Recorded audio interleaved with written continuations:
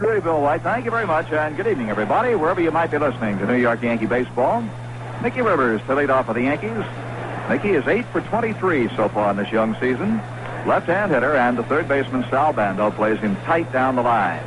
Left-hander Jerry Augustine, who beat the Yankees back in New York, into the windup, and here comes the first pitch of the game. A high curveball is fouled back. So this game is underway. No balls in the strike on Mickey Rivers.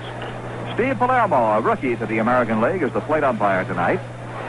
Rich Garcia is at first base. Joe Brinkman at second. Nestor Shylock, veteran umpire in the American League, calls the plays at third.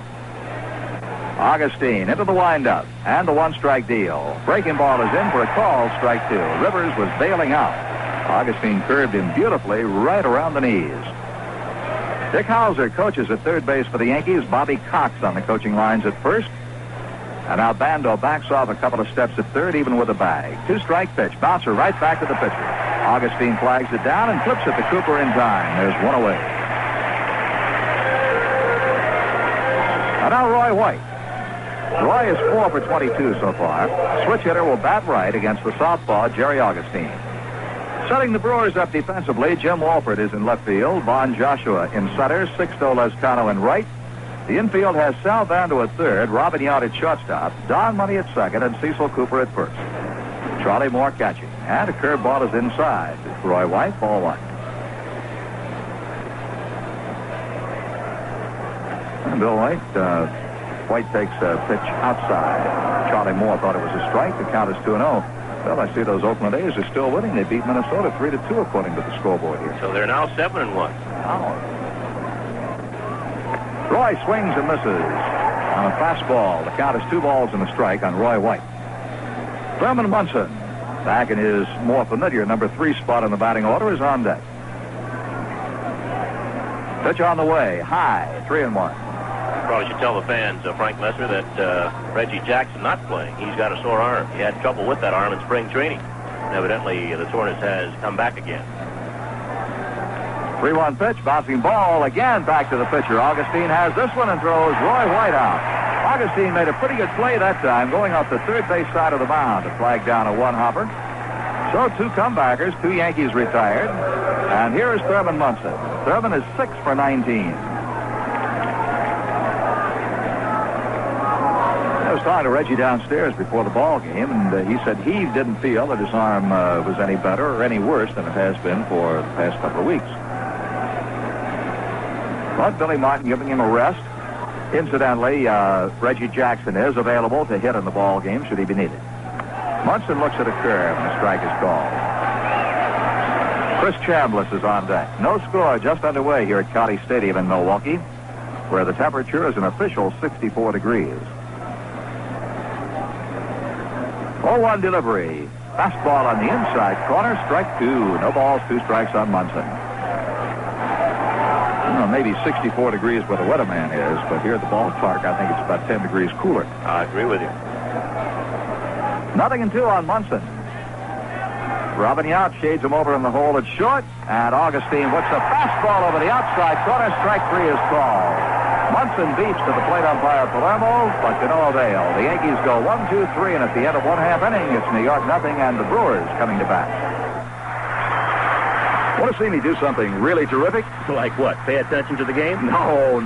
I'm going to do a magical feat, a card trick. Where'd you get a card trick? Why, there's a free card trick in every 6-pack and fun-sized bag of Baby Ruths and Butterfingers. I've already collected several. As a matter of fact, there's one trick I specialize in. What's that? See this fun-sized Baby Ruth bar? Yep. Now watch me make it disappear. A card trick free in fun sizes and 6-packs of Baby Ruths and Butterfingers. For nearly 100 years, HFC has tried to bring you the best service possible. And if there's ever any way we can improve ourselves, just let us know. HFC, an equal opportunity lender. Oh, come on in. Come on in. Come on in. HFC. Household finance, where people use our money to get the most out of life. Come on in to HFC. Program was authorized by the New York Yankee Baseball Club under rights purchased by Manchester Broadcasting Productions Incorporated. solely for the entertainment of our audience. Any broadcast, rebroadcast, or other use of this game without the express written consent of the Yankees, Manchester Broadcasting is prohibited. New York Yankee Baseball is a production of Manchester Broadcasting Productions Incorporated, which has contracted for and has exclusive rights to the broadcast of these games, including selection of the announcers with the approval of the Yankees and this station. Well, Don Gullett out taking his warm-up toss as the Yankees went down easily to young Jerry Augustine in the top of the first. Gullett, you remember, lost the ball game to the Brewers in Yankee Stadium. He gave up just the 2 long balls, Frank Messer, to Sixto Lezcano, and Lezcano got both of them. Hit him well. Yes, he did. He had one to left field and one to right center, which is the opposite field for Lezcano. I talked to Gullett about those 2 pitches, and he said he got behind, went to his fastball, and got it up a little bit higher than he wanted it. And Lezcano, as we all know, and Gullett knows too, is a good fastball hitter. But in a case of a pitcher like Gullett, you get behind, you got to go with your best pitch, and for Don, that is the fastball. And on that occasion, Lezcano was able to handle both pitches. He's probably looking for him, too. You know, he was behind, looking for that fastball, got it, just really ripped it. I think with Gullett out there, you have to go up there and look for the fastball. Of course, he's got that forkball that goes down and away. He's got a pretty good curveball, although its curveball probably comes up there just as hard as his fastball. It doesn't change speeds too often. I think in the case of Gullett, where the forkball is fairly new, he worked on it a lot this past winter and this spring. But I think when Don gets behind, you're not going to look for the forkball. No. He's going to throw something that's straight and hard that he tries to make move a little bit. All right, Jim Wolford is a right-hand batter. He leads off for the Brewers. He's been up 18 times and has 2 base hits. Fairly deep in the batter's box, feet close together, down on the end of the stick. Nettles plays him even with the bag and the first pitch. Breaking ball comes in high. The outfield is spread out. The infield plays him up the middle. Roy White in left, Nicky Rivers in center, and Lou Piniella in right. Piniella is shallow. Gullett winds and deals. Breaking ball popped up behind the plate. Munson may have a play. Back he comes toward the screen, and he'll just run out of room. The ball is on the screen. 1 ball and 1 strike on Wolford. No score here in the bottom half of the first inning, and here at County Stadium in Milwaukee, just to refresh your memory, down the left field line, it's 320 feet. To straightaway left field, 362. To the power alley, it's 392 in left. Center field, dead away, is 402 feet. A little shorter down the right field line, it's 315. But 392 to the right field power alley and 362 to straightaway right. 1-1 pitch, fouled in the upper deck on the first base side, a ball and 2 strikes. And now with 2 strikes on the hitter Wolford, Nettles will back off and play deep at third base. Bucky Dent and Willie Randolph stay the same as they were, straight up the middle. Chambliss backed off at first. 1-2 pitch. Line drive, base hit into right field.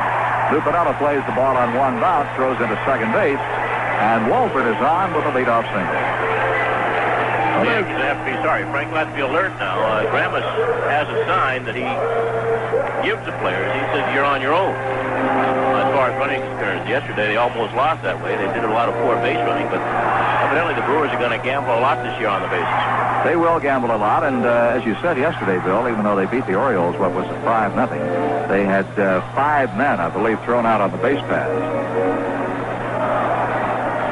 Mike Gramus said he's tired of everybody else in the league running and his team not running. I think last year the Brewers stole only 62 bases. Robin Yount, the batter, good hit and run man, and he swings on the first pitch. It's a fly ball into center field. Mickey Rivers back and now comes in.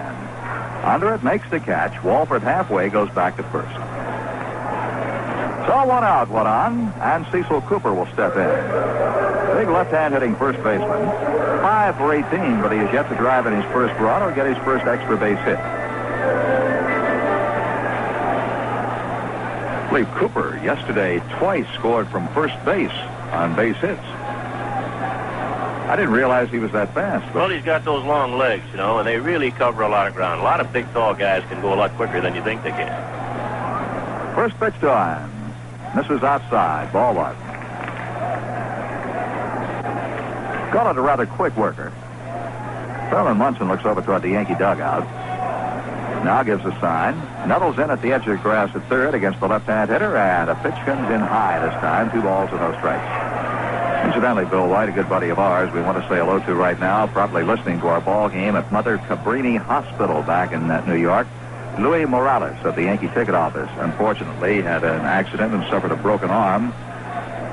And and is probably listening to our ball game at Mother Cabrini Hospital. We wish him a speedy recovery. Right. Really a good man. Swing and a miss by Cooper. The count goes 2-1. He was looking for a fastball that time, and Gullett curved him. 2 balls and 1 strike. On deck hitter is Sal Bando. The Brewers have Walford at first. There's 1 out, no score. The left-hander Gullett stretches. Stares at Walford. There goes Walford. The pitch is fouled back right below us. So the Brewers playing a little hit and run, and Cooper fouled the ball straight back. 2 balls, 2 strikes. You know, talking about Graham is Frank and his steal sign. When a player gets there, he gives him a sign that he can steal. And he's allowed to steal on whatever pitch he wants to. It's not a hit and run or it's not a forced steal.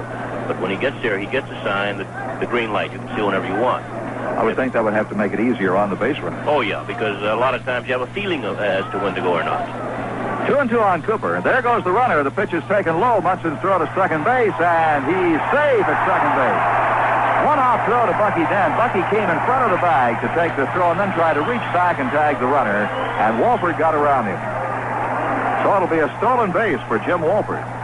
Munson's throw was toward the bag, got there in 1 hop. You have to wonder if Dent had waited on the throw, he might have been able to get the runner. But Bucky came in front of the bag to take the throw and then reached back, and Walford slid around him. A stolen base for Walford. The Brewers have a runner in scoring position, 3-2 on Cooper, and the pitch. Fastball low and outside, ball 4. So there are runners at first and second with 1 out. And it will bring up Sal Bando. Good clutch hitter. Bando is 4 for 17. 2 of his 4 base hits have been doubles, and he has 2 runs batted in.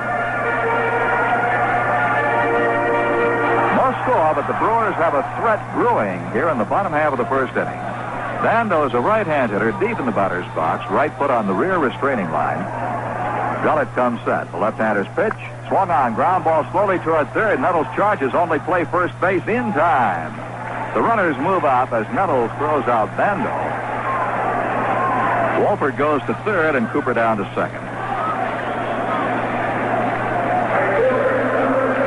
And here is Sixto Lezcano.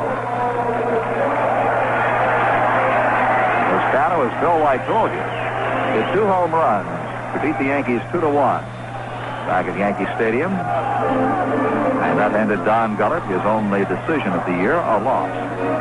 Lezcano, a right-hand batter.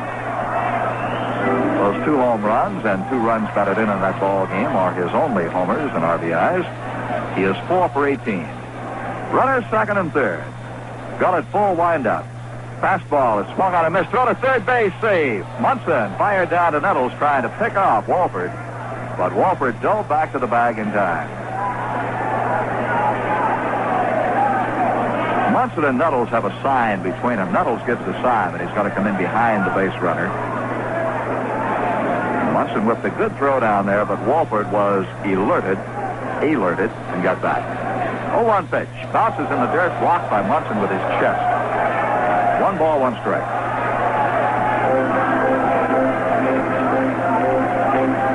No score. Bottom half of the first inning at County Stadium in Milwaukee. Hard to believe out here a couple of days ago. I believe your daughter Edna said it was 90 degrees. It's 90, right. They're walking around in shorts. 1-1 pitch. Swing and a miss. That looked like that fork ball really went down. Lezcano turned around and looked at Munson. Ball really dipped on him. 1 and 2 strikes. Might explain that Bill White's daughter Edna is a student of Marquette University out here. 1-2 pitch on the way. Line drive, base hit into left field. That'll score 1, maybe 2. Score 2. Roy White will get a second base. Sixto Lezcano continues to hit off Don Gullett as he rifled one just over Bucky Dent, who went as high as he could for it. And the Brewers take a 2-0 lead. Frank, that's Lezcano's 5th base hit of the year. He's now 5 for 19. He's got at least 3 of those base hits against Don Gullett.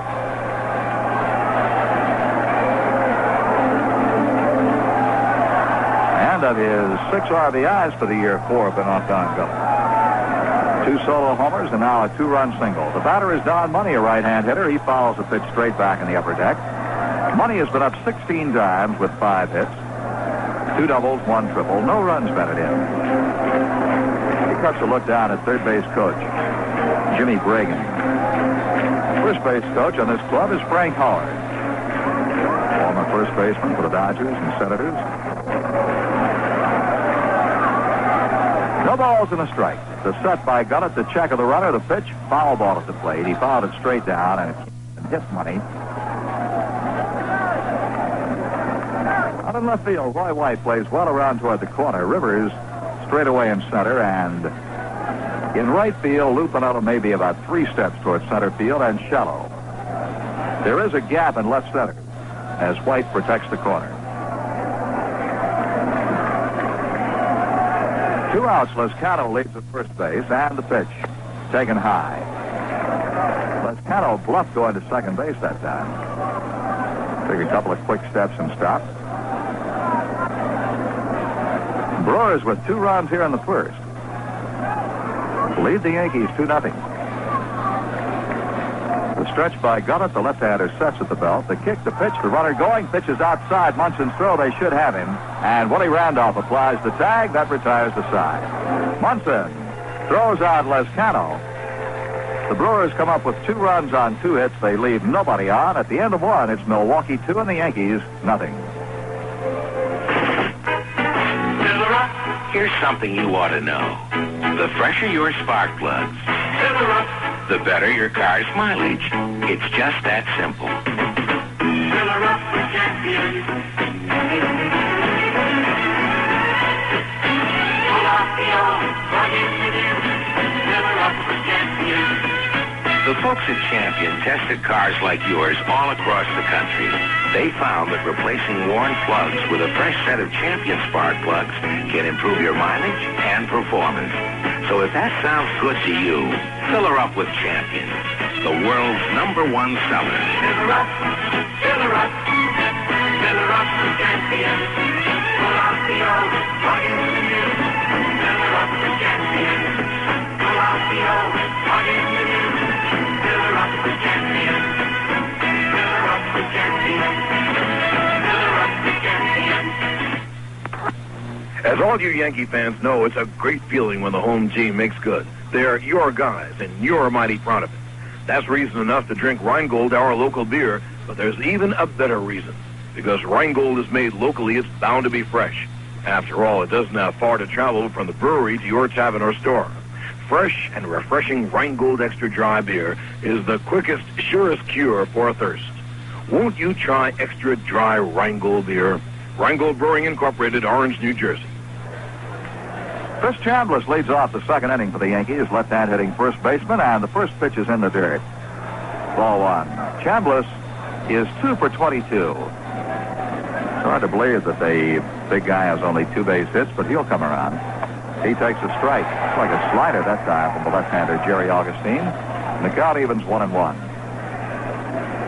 Chambliss has no extra base hits, 1 RBI. Slow curve hit in the air to right field. Coming on for Lezcano, in and toward the line. Plenty of time to get to it, and he makes the catch. But Chambliss got under that one and flies out in shallow right field to Lezcano. There is 1 out, and here is the designated hitter, Jimmy Wynn. The original lineup card posted by Billy Martin, Jimmy Wynn was going to play right field and Lou Piniella be the DH, but Wynn has had some leg problems, and that may have something to do with the change. He looks at a fastball, strike call. Wynn has 7 for 15. 1 double, 1 home run, and 2 runs batted in. And he wants the baseball looked at. It's thrown in and thrown right back to the pitcher, Augustine. No balls and a strike on Wynn. He takes high this time, an off-speed pitch. Lou Piniella is on deck. Augustine delivers a curve that's popped up on the left side. In foul territory, Bando now gives way to Robin Yount, the shortstop, and Yount makes the catch. Yount had a better angle on it, slicing across from his shortstop position. Bando gave way to the youngster. Foul pop-up to the shortstop, Yount, 2 down. Here's Lou Piniella. The Yankee right fielder has been to bat only 1 time this year, and he's looking for his first hit. Brewers lead 2-0. We're in the top half of the second. Sixto Lezcano drove in 2 runs in the bottom half of the first, if you're just tuning in. Pinella spreads out on the batter's box. Right-hand hitter waiting. Augustine's pitch. He turns it over down low, ball one.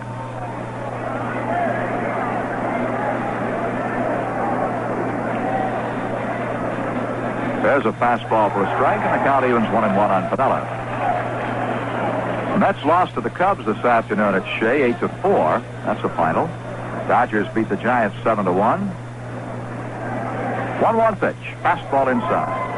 Another National League game saw Philadelphia defeat Montreal 7-2. The only American League game completed, Oakland over Minnesota 3-2. 2-1 pitch. Swung on and bounced to short. Two-Hopperty out. He's got it. The throw to first base. Retires the side. The Yankees are 3 up, 3 down. At the end of 1.5, the score is Milwaukee 2 and New York nothing. Hello, food fans. Mel Kane here, bringing you the action from Jack in the Box restaurants. I'm standing by the fries and onion rings. They're being covered by Don Scoop Spurrier. Hi, Mel. Look at that scoop work. Here come the fries. A large order. It's a super scoop. Hold on. He's moving to his left. He goes for some golden onion rings. Bags them. Another crisp performance. Looks good, Scoop. Gotta be good to make it a Jack in the Box. The need for extra shopping money is a sure sign of spring and summer. And if you're not sure how to get it, come on into HFC for a shopper's loan. HFC, an equal opportunity lender. Come on in. Come on in. Come on in to HFC. Household finance, where people use our money to get the most out of life. Come on in to HFC. Well, the Yankees will be back home on Monday, and they'll host the new Toronto Blue Jays in a 4-game series. And those Blue Jays right now in first place in the American League East with 5 wins and just 2 losses.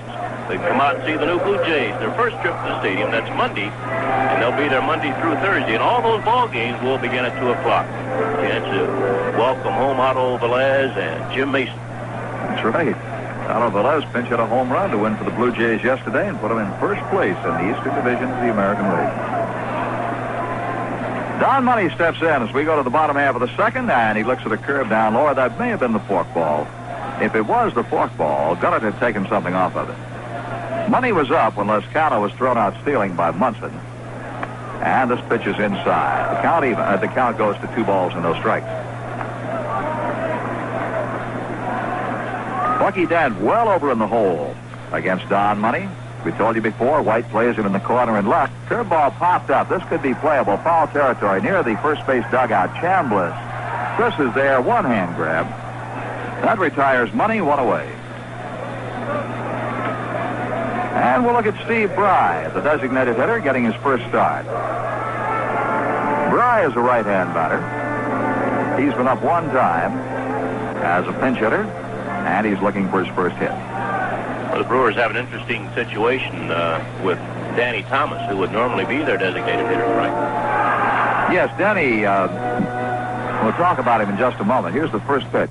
Curveball is low. Danny Thomas, during the winter, had some emotional problems, and he joined a religious group that prohibits him playing from sundown Friday until sundown Saturday. So he misses Friday night and Saturday afternoon ball games. Count evens, a ball and a strike on Bry. He swings at this one, lines it down toward the left field corner. White chasing, still going, and cannot get to it. Foul ball. Ball was just in foul territory, and Roy White tried to reach down and make a backhand grab and could not quite reach it. Danny Thomas came up late last year. I believe he was Player of the Year in the Eastern League, if I recall, Bill. Showed us a pretty good bat toward the end of the season when the Brewers called him up. Swung the bat well. Evidently, he got depressed over the winter, and this, according to Merle Harmon, who's one of the broadcasters for the Brewers, joining the religious sect really helped the kid. All smiles now, and very confident of his ability.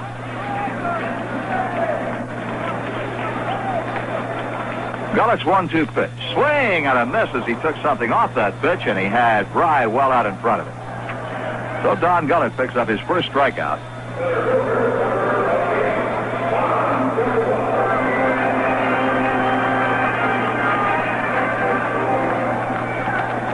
Here's Here's left-handing Vaughn Joshua, the center fielder. Joshua's been up 19 times this year, and he has 5 base hits. 1 double, 4 singles, 2 runs batted in.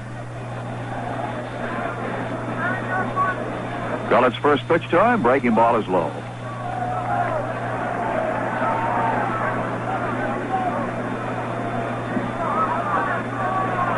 Next pitch is on the way. Cut on, fouled out of play on the left side.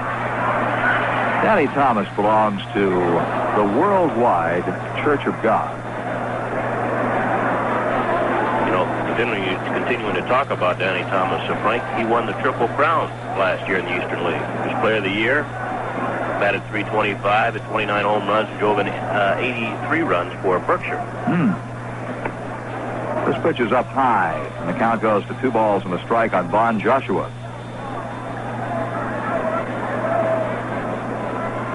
Here's the 2-1 pitch. Breaking ball, foul, back toward the upper deck. It'll be out of play. Danny Thomas said that he could not relax at all last year when the Brewers called him up. He went down to Venezuela to play winter ball. Became disenchanted. He came back to this country and then spent some time in and out of hospitals trying to settle himself. 2 ball, 2 strike pitch. Line for the left field corner, foul ball. White chasing and cannot reach it. Foul all the way. Danny Thomas suffered severe depression. I guess that's the best description of it. No, this game can run you crazy. Just plainly put. Who's the first baseman that just played the Red Sox with Cleveland? Tony Horton. Tony Horton. But just unfortunately, he let the game get to him. There's a swing and a miss on a high curveball. Gullett picks up his second strikeout as he fans Joshua and retires the Brewers in order at the end of 2. It's Milwaukee 2 and the Yankees nothing. If you're like most buyers of regular gasoline, you probably think unleaded gasolines just don't perform. Sure, unleaded gives you a nice clean engine, but it just doesn't have the pep of your regular. Or for that matter, the low price. Well, you regular buyers are in for a little surprise.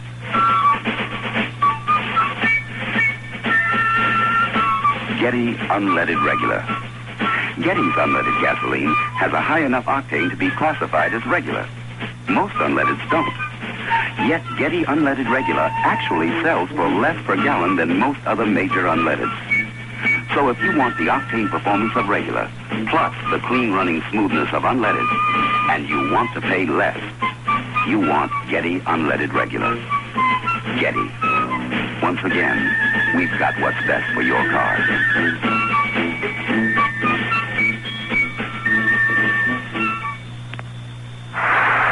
These Baby Ruth fun-sized bars sure are delicious, and I ought to know. Why is that? Well, it just so happens I consider myself to be quite a candy bar connoisseur. And Baby Ruth's got fudge and peanuts, chewy caramel, a rich chocolatey coating, terrific stuff. Plus, these new bags are mighty economical. Some people call them fun size, but I call them Bill White size, because they're just right for me. I see. I'm crazy about Baby Ruth bars, and it's not easy for something to get to first base with me. Get it, Frank? Oh, brother. The Yankees will have Greg Nettles leading off as we go to the 3rd. Incidentally, the next 2 ball games of this series will be afternoon games starting at 2:30 New York time. They'll be heard both on WMCA, our flagship station, and the Home of Champions radio network, and be seen on television. 2:30 game tomorrow afternoon and again Sunday afternoon. Ken Holtzman pitches tomorrow for the Yankees and Doc Ellis on Sunday. Greg Nettles is 2 for 20 on the young season.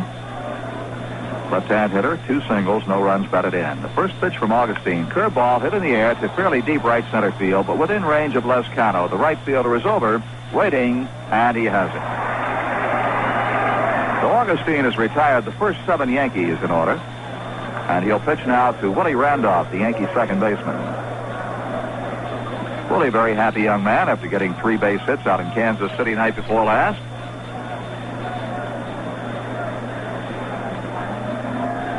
Willie has been up 18 times with 5 hits.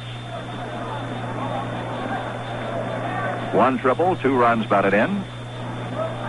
They play him up the middle with Bando shallow at 3rd, Cooper shallow at 1st. The outfield shallow and right, straightaway in center and left, and the pitch comes in high. A fastball from Augustine.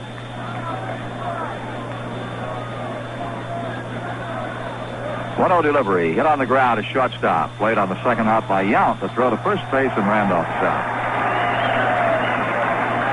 Yankees still looking for their first base runner and first base hit. That's right, Bill. 8 in a row retired by Jerry Augustine. And the batter is Bucky Dent. Dent drove in the winning run out in Kansas City with a double night before last. The Royals had just made a pitching change, brought a right-hander in. A lot of folks, including me, thought Billy Martin might go to Carlos May as a pinch hitter for Bucky Dent, but he let Dent bat, and Dent responded with a double, a run batted in. Curve is inside to the right-hand hitter. Bucky has 3 hits in 16 trips. 2 of the 3 hits have been doubles, and he has driven in 3 runs. Augustine's fastball is outside. 2 balls and no strikes. Brewers play him as an up-the-middle hitter, giving him both foul corners. And the pitch is outside. Ball 3 on Dent.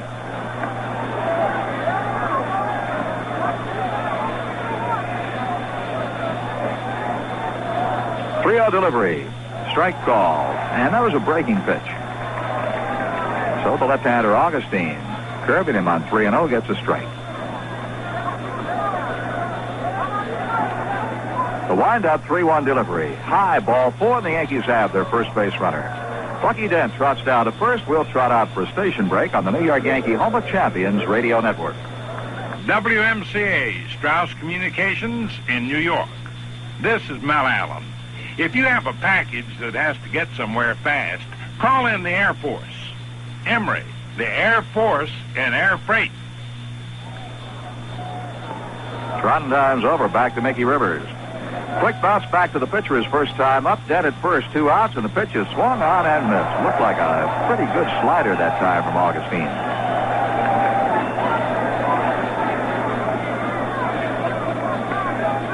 Down at first base, Cooper is holding Dead on. The Brewers lead 2-0 here in the top half of the 3rd inning. Augustine's pitch. Popped up foul behind the plate, giving chase Charlie Moore, the catcher, over to the seats, and he'll just run out of room. Ball falls 2 rows deep. No balls and 2 strikes on Rivers.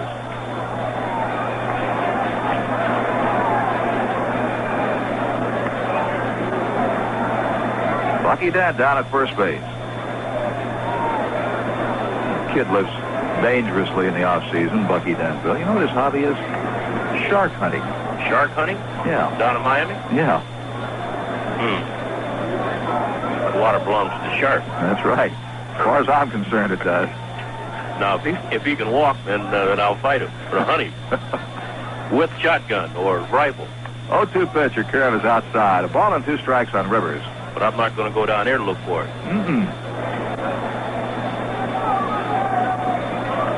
Hadn't he seen Jaws? I don't know. He may have started it. I don't know. 1-2 pitch. Fastball, and Rivers was bailing out. It must have been high. It looked like it tailed over the plate. Looks like that one started right at Mickey and then tailed back over the plate. The count, nonetheless, is 2 balls, 2 strikes. Dead at first. Yankees down by a pair. Augustine comes set. Left-hander's pitch, hit on the ground, and fielded by Cooper. A good play by the first baseman to retire Rivers. I'll tell you, we saw that Cooper bounce around in New York, and he bounced around well on that one. That was a shot. I thought it was going to be a base hit. But the inning is over for the Yankees, and in the middle of the 3rd, the score remains Milwaukee 2, New York 0. Isn't it time you knew Yoo-hoo chocolate drink? Do yourself a favor, enjoy the super flavor of America's favorite chocolate drink. It's got real goodness, protein goodness, and cool, refreshing taste. It's the chocolate charge up that's non-carbonated. Doesn't even have to be refrigerated. So isn't it time you knew Yoo-hoo chocolate drink? It's so delicious, Yoo-hoo chocolate drink. Isn't it time you knew Yoo-hoo? Great chocolate taste, so refreshing. And Yoo-hoo contains high-quality protein made from 99% fat-free milk.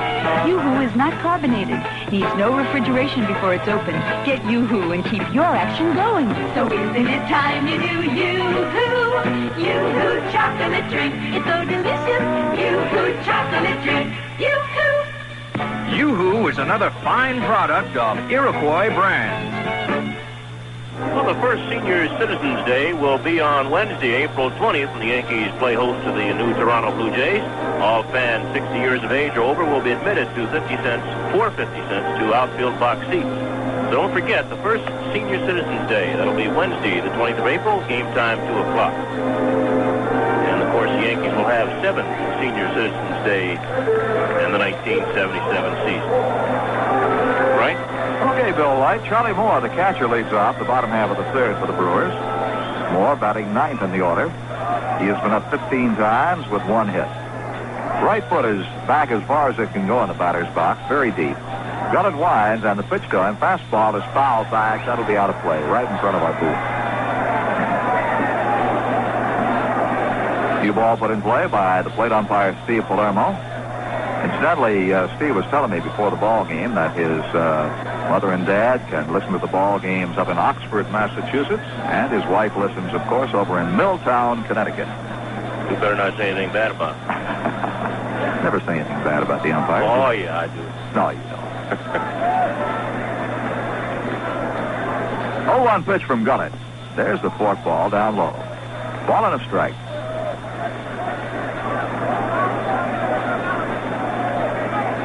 1-1 delivery. Breaking ball is cut on and missed. Ball and 2 strikes on the right-hand hitting Charlie Moore.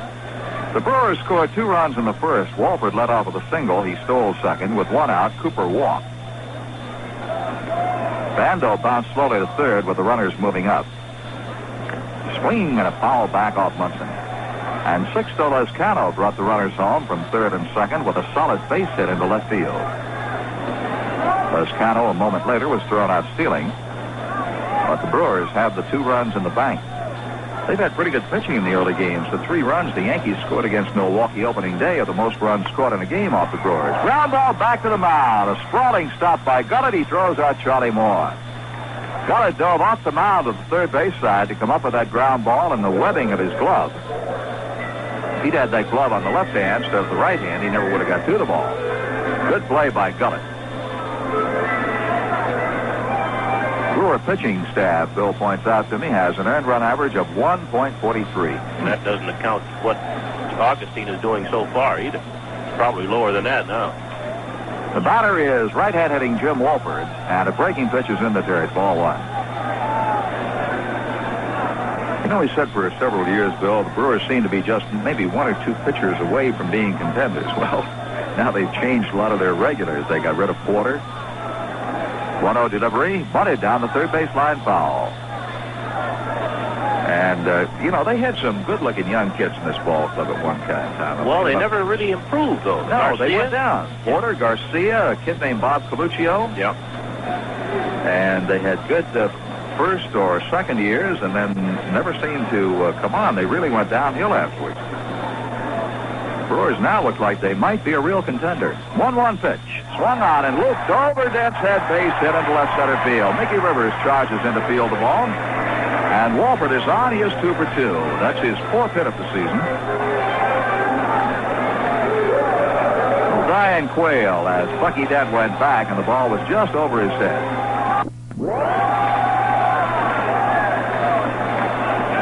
I think a guy like Sal Bando is going to be a big difference this ball club, and Cecil Cooper is going to help. Well, Bando settles everybody down. Now, he spends a lot of time talking to the pitchers, and evidently that has a settling effect, not only on the pitchers, but the whole Brewer infield.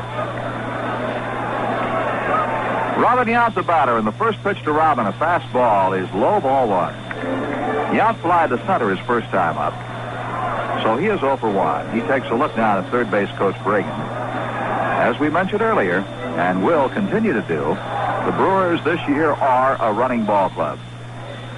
They may run themselves out of a few games, but they're going to run themselves into more games than that. And I think early, Frank, running pays off. As the year goes along, I think you become a little more cautious and you don't run as much as you do early in the season.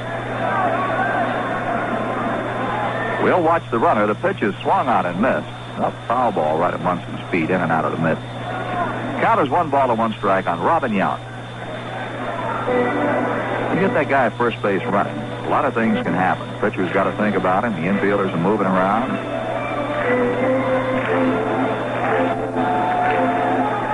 Hitter may see a few more fastballs than he normally would. 1 ball and 1 strike to Yount. Walford walks off his lead. Pretty good lead at first base, too. Left-hander Gullett stares over at him. Here's the pitch. A pitch out. The runner was not going. I think Walford had an idea. He took a couple of steps towards second, stopped and slid back to first as Munson called for a pitch out. There was no throw to first base. And the count is 2 balls and a strike. He may go this time. We'll watch him. He's going. The pitch is fouled back. Hit and run was on. 2 balls, 2 strikes. Perfect time to hit and run. The count's 2 balls and a strike. He figured Gullett's got to be around. They will not pitch out again. Normally in that situation, you very seldom see a couple of pitch outs in a row. The only time you see it, a lot of times, you have a guy at third base in a squeeze situation. He'll throw maybe 3 pitch outs.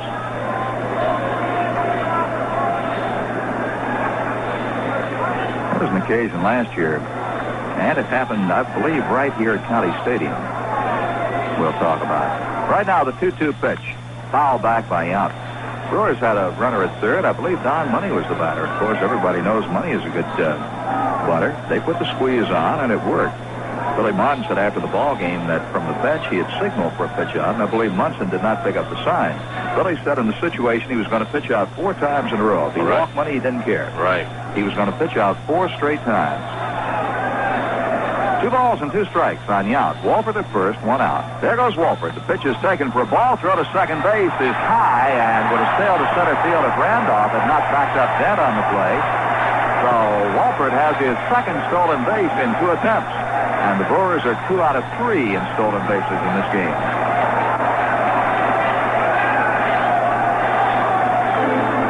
Pitch was taken for a ball by Yount. The count is 3-2, and we see the Brewers running the bases. Alex Gramus figures he's got probably 5 guys that can steal 30 bases or more this year, and Walford is one of them. 3-2 pitch. Fastball is hit in the air to shallow right. Lou Piniella sets up under it. Glove up, and he makes the catch. Walford holds at second as Piniella throws in, and there are 2 down. Let's see that Walford has potential to steal 30. Von Joshua, Robin Yount. They even figure Sal Bando might steal 30. Who figures that? Sal stole 20 last year. They're going to give him 10 more. They figure he'll do it on speed, but on savvy. They tell me that... better have a lot of savvy. Well, he stole 20 last year. They tell me that Bando may get the best lead of anybody on the club. And they get the best jump of anybody on the club. Left-hand hitting Cecil Cooper. It's a ground ball knocked down by Chambliss. Spins, throws to Gullett. They've got him. A good play by Chambliss. Cooper hitting one really past Chambliss. Chris dove to his right, knocked the ball down, and made the play back to Gullett, covering. That saved a run and retires the side. So at the end of 3 innings of play, it's still the Brewers 2 and the Yankees nothing. Have some of the best athletes money can buy. Well, Rheingold beer has the same philosophy. Rheingold uses the very best ingredients money can buy. The finest hops, grain, malt, and sparkling artesian well water. And Rheingold waits for nature to age it. It takes longer to brew beer this way naturally. And as George Steinbrenner knows, you get what you pay for. Won't you try extra dry Rheingold beer? Rheingold Brewing Incorporated, Orange, New Jersey. You want it? You got it. Come get it. You're gonna love it. You want it? We got it. At your Chrysler Plymouth dealer. Hey, New York. Whatever you want in full-size room and comfort, your Chrysler Plymouth dealers got it. We've got Chrysler New Yorker, Newport, and Plymouth Grand Fury. 3 cars that offer the room and size you need to deliver true big car ride and feel. We've got it. You want it? We've got it. At your Chrysler Plymouth dealer. And right now, there's a great selection on these full sizes because of a huge inventory. Roy White leads off the 4th inning for the Yankees. He fouled the first pitch back in the upper deck, and ready with the play-by-play, here's my buddy Bill White. All right, Franklin. White is 0 for 1 in the ball game. He's been up once, bounced back to Augustine. Brewers leading 2-0 in the top of the fourth. The next pitch, tails Hodge. Ball and a strike on White. It'll be White, Munson, and Chambliss for the Yankees. Augustine right back. A fastball hit in the air, right center. After it is Lescano coming on calling. The right fielder's there, and he puts it away. There's one away. You know, we mentioned game time temperature 64 degrees. Phil Rizzuto has the answer to that. I thought it was the weatherman was stretching it just a little bit. And Phil's going to explain where the weatherman is and why it is 64 degrees. Weatherman on the golf course? Yep.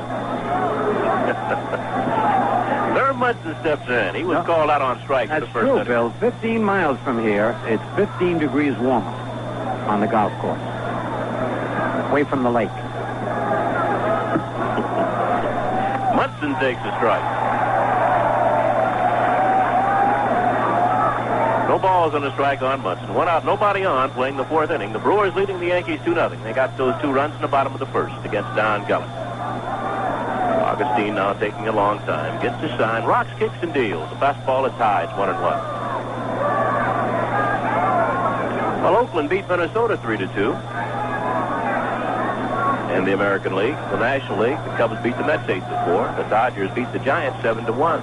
Phillies over Montreal 7-2.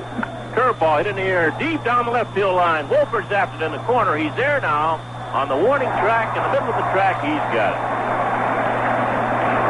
2 outs. Yankees still looking for their first base hit. They've had only one base runner. Bucky Dunn walked in the top of the third inning. Here's Chris Chambliss, the Yankee first baseman. He's been up one sky to right field. 0-1. Here's the first pitch. Swung on. Bounced toward first base. Cut off by Augustine, the pitcher. And he'll take it himself. Augustine beats Chambliss to the bag for the third out. 3 up, 3 down. Bottom of the fourth coming up. Brewers 2, Yankees nothing. You're gonna like the way we do things. At Amco Transmissions, we'll show you the right way to price transmission repairs before the transmission is repaired. We quote you the final delivery price before repairs begin. You approve it, and we stick to it. That's the way we do things at Amco Transmissions. You're gonna like the way we do things at Amco. 'Cause at Amco, You okay things before we do them. we do things right. Amco, AA, MCO. Rickle helps you do it better. Do it better with Rickle. Spring means more at a Rickle Home Center. More value on all your do-it-yourself home and auto needs. Right now, Rickle has a great buy for you on high-quality Kendall Motor Oil. Kendall Motor Oil will keep your engine running smoothly, keep automotive maintenance costs low. Visit a Rickle Home Center during the big sale and pick up your free money-saving circular. Rickle helps you do it better. Do it better with Rickle. Day at Yankee Stadium is Tote Bag Day, and that's Saturday, April the 30th. Free Yankee tote bags will go to all fans 14 and under who come out to see the Yankees in Seattle. And remember, that's Tote Bag Day, Saturday, April 30th at 2 o'clock. Tell me about this weatherman on the golf course. Well, he happened to be out there today playing golf seriously out at Tuckaway Golf, a beautiful golf course. They hold the Italian Open there every year. And all my paisans were out there. Be careful now. I am being very careful. I know what happened last week. But I was in the foursome with him, and I asked him, how come that it's so cold down around the hotel downtown and warm out here? He says, well, I have to give 2 different temperatures each day for downtown and for the people who live out west. All right. Sal Bando will lead off against Don Gullett. We're playing the bottom of the fourth. The Brewers lead the Yankees 2-0. The curveball is a called strike to Bando. It'll be Bando, Lescano, and Money against Gullett here in the fourth inning. The 1-strike pitch is swung on and fouled back over our heads and out of play. No balls and 2 strikes on Bando. Brewers are not hitting much as a team. They came into tonight's action batting at 204 with just a couple of home runs, and both those home runs hit by Lescano in New York against Don Gullett. Here's a 2-strike pitch now to Bando. Breaking ball that swung on and missed. Bando just waved at that, and there's one away. It's 3rd strikeout for Don Gullett, and that'll bring on Lescano. He's been the Gullett killer and the Yankee killer. He drove in both runs with a single in the first inning. Wolford led off by singling to right field. When the outfly to center field, Wolford stole second. Cooper walked. Bando advanced both runners, bouncing to Nettles at third, and then Lescano Drilled one to left center for base hit, driving in a couple of runs. Della's first pitch is bunted and foul. No balls and a strike on Lezcano. Nettles, the third baseman, Dent, the shortstop, Randolph at second, Chambliss at first. The Yankee outfield reading left to right field. Roy White in left, Mickey Rivers in center, and Lou Piniella out in right field. Munson now flashing signs for Don Gullett. The one-strike pitch, high and tight. It's 1-1.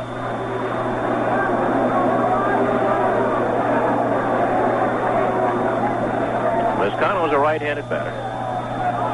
And the 1-1 delivery.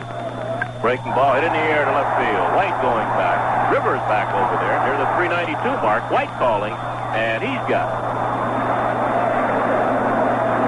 2 out. Lezcano hit that ball hard, but to the 392 mark in left center field, and it did not carry. So with 2 outs, nobody on, that'll bring on Don Money, the second baseman.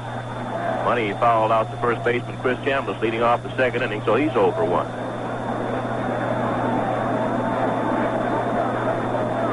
Gullett now waiting for Rivers to get back in position. They're playing Money straight away. Fastball is high, ball.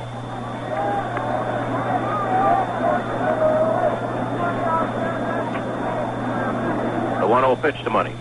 Fastball is fouled back. It's 1-1. Every time I see Money up there, I think of opening day last year. Was it last year when he lost the Grand Slammer, 4 RBIs? Right. And the ball game. It wasn't opening day, though. Slate beat the Yankees 5-0 opening day, right. But it was later on. Fastball is low. It's 2-1. I think it was the second game. Second game. But Jim McKean made the call on that. After Chambliss and Martin kept telling him that time was called. Swing and a miss, and time had been called. Yep. McKean had called time at first base. What's the name of the manager out in Oakland? His name Jack is McKean. Oh, Jack McKean. Jack McKean. This other guy's McKean. Oh. Canadian. M-C-K-E-A-N. The umpire? Yeah. And on the ground, a shortstop, Bucky Dent gobbles it up, straight, fires on the first base, and the side is retired. 3 up, 3 down for the Brewers. At the end of 4, the score. The Brewers 2, the Yankees nothing. It was a year New York fans could be proud of. Mantle led the league in home runs. A Yank named Shirley pitched his way to the Cy Young Award. The Yanks were once again world champs. Another world champ was Rheingold beer. It beat out all the imports at the World's Fair that year. The best beer in the world was brewed right here. And it still stands up against the imports today. This is the home of champions, the Yankees and Rheingold. 2 local products, both winners. Won't you try extra dry Rheingold beer? Rheingold Brewing Incorporated, Orange, New Jersey. Time you knew Yoo-hoo chocolate drink. Do yourself a favor, enjoy the super flavor of America's favorite chocolate drink. It's got real goodness, protein goodness, and cool, refreshing taste. It's the chocolate charge up that's non-carbonated. Doesn't even have to be refrigerated. So isn't it time to do Yoo-hoo chocolate drink? It's so delicious. Yoo-hoo chocolate drink. Isn't it time you knew Yoo-hoo? Great chocolate taste, so refreshing. And Yoo-hoo contains high-quality protein made from 99% fat-free milk. Yoo-hoo is not carbonated, needs no refrigeration before it's open. Get Yoo-hoo and keep your action going. So isn't it time you knew Yoo-hoo chocolate drink? It's so delicious. Yoo-hoo chocolate drink. Yoo-hoo. Yoo-hoo is another fine product of Iroquois brand. Jimmy Wynn leading off for the Yankees. In the top of the 5th, Brewers leading 2-0, and the first pitch was a curveball that missed. Fastball is fouled back. It's 1-1. It'll be Wynn, Lou Piniella, Greg Nettles against Jerry Augustine here in the 5th inning. Yankees still looking for their first base hit. The Brewers have 2 runs on 3 hits. Fastball on the outside corner. It's 1 ball and 2 strikes on Wynn. Augustine wasting no time. Fastball is up and in. It's 2-2 as Wynn just gets out of the way. Ball up and under his chin.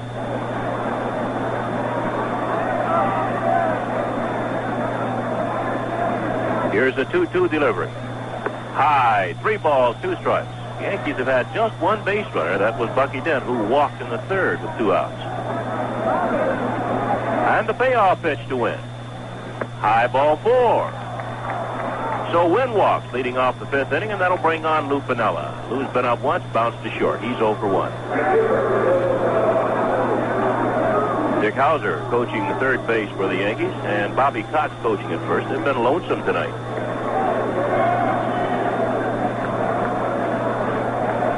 Piniella's only been up twice this year. He's 0 for 2. A right-handed batter likes to slap the ball to the right side, and the Brewers play him that way. Set and the pitch. Misses down, low ball. 1 ball and no strikes.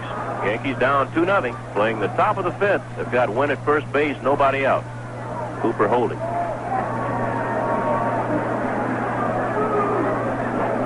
Augustine looking for a sign from Moore. He sets and goes to first base, and Wynn gets back easily. This is a ball club, Phil, that's got that kid McClure, who has that move to first base. He's probably going to teach it to all the other left-handers. Here's a set. And the 1-0. Swung on line, base hit right field. Wynn will go to second base. He'll hold there as Lascano throws the ball all the way to third base on the fly. And he gets a hand. Well, the Yankees now have runners at first and second as they just pick up their first base hit in the ball game. A line drive to right field by Lou Piniella. He's on at first. Wynn is down at second, and the batter is Greg Nettles, the third baseman. Nettles has been up 1 time. He flies to Lascano in right field back in the 3rd inning. The Yankees trying to get it going here in the 5th. You know, Bill, you talk about McClure. I talked to Nestor Shylock, who scouted McClure on that move of his to first base. And Shylock said every time he saw him, he did not balk. He said he just has an excellent pickoff move. Well, Shylock wasn't there when he picked Jackson off, though. Here's a pitch now to Nettles. Swung on and fouled back. You know, you're right. McClure said he showed Shylock that move, but unfortunately, Shylock wasn't umpire that day. They had a rookie over there. Vic Voltaggio. Voltaggio, right. 1 strike on Nettles. Wynn down at second. Piniella on at first. Nobody out in the top of the 5th. Brewers leading 2-0. The 1-strike pitch. Swung on and missed. 0-2. Of course, Nestor was a little bit funny about it, too. He said if the first base coaches would talk to their base runners as much about McClure's move to first, they do the umpires. They'd never have a man picked off. Yeah, he's probably right. With that move, though, Jackson would have had to be standing on top of first base to be safe. 2-strike pitch. Curveball hit deep down the right field line, but it's going to hook and curve foul. Let's take 15 seconds for station identification on the New York Yankee Home of Champions Radio Network. This is Yankee Baseball from the Lincoln Savings Bank. Repair or redecorate with a low-cost Lincoln Home Improvement Loan. One down the right field line, but unfortunately for the Yankees, it hooked foul. So he's back in with an 0-2 count. And the pitch. Curveball outside in the dirt. 1 ball, 2 strikes. Jimmy Wynn down at second base. Lou Piniella on at first. Nobody out here in the 5th inning. Yankees, no runs on 1 hit. The Brewers, 2 runs on 3 base hits. Augustine changes baseballs as he walks back to the mound. On deck is Willie Randolph. Now Augustine looks for signs. Still looking. Now he sets. The 1-2 to Nettles. Fastball bounced out in front of the mound. Augustine picks it up, spins. He'll go to first base. They've got Nettles, and everybody advances. Wynn goes to third. Piniella down to second. And with 1 away, the batter's Willie Randolph. Willie's been up once, bounced to short, so he's 0 for 1. Bando now out talking to Augustine. That's what we talked about earlier, Phil. Bando probably does more talking than Gramus, the manager. Yeah, I'm sure he does. I think that's where he's going to be the most valuable to this club. Settle him down. Huh? Yep. I think he's lost a lot of the power, and I know he came on strong towards the end of the year, but seems to have lost that good stroke he used to have. Well, the Brewers are going to play their infield back, except for the first baseman, Cecil Cooper, as Willie Randolph steps in. And he takes a fastball on the inside corner of struck. Jimmy Wynn's at third base. Lou Piniella is down at second. There's 1 away in the 5th inning. The Brewers have a 2-0 lead. Wynn bouncing up and down the line at third base. The 1-strike pitch. Outside, it's 1-1. deck is Bucky Dent. Wynn takes a long walking lead off third. Time is called. Now Charlie Moore wants to talk to Jerry Augustine. Augustine evidently is paying a little too much attention to Jimmy Wynn and not enough to the batter, the guy who will hurt him, Willie Randolph. So Moore went out and calmed him down a little bit. I was going to say, I see we got another umpire with the inside chest protector, this rookie umpire, Steve Palermo. Right. A lot of umpires with O's and A's at the end of their name. They're infiltrating the ranks. 1-1 pitch to call, strike two. One ball and 2 strikes on Randolph.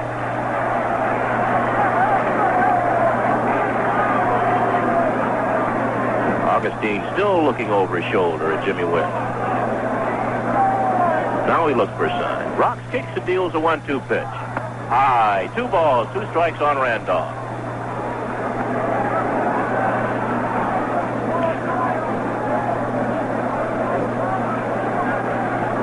Wynn off third, Pinella off second. Here's a 2-2 pitch. Swung on, line down the right field line, but it'll slice foul.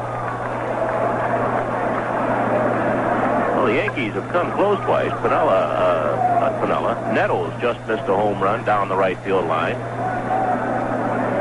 And Randolph going to right field missed the line by 3 or 4 feet. So Wynn goes back to third, Pinella back to second. The count remains 2 balls and 2 strikes on Randolph. Here's a 2-2 pitch. Low, ball 3. 3 balls, 2 strikes on Willie Randolph.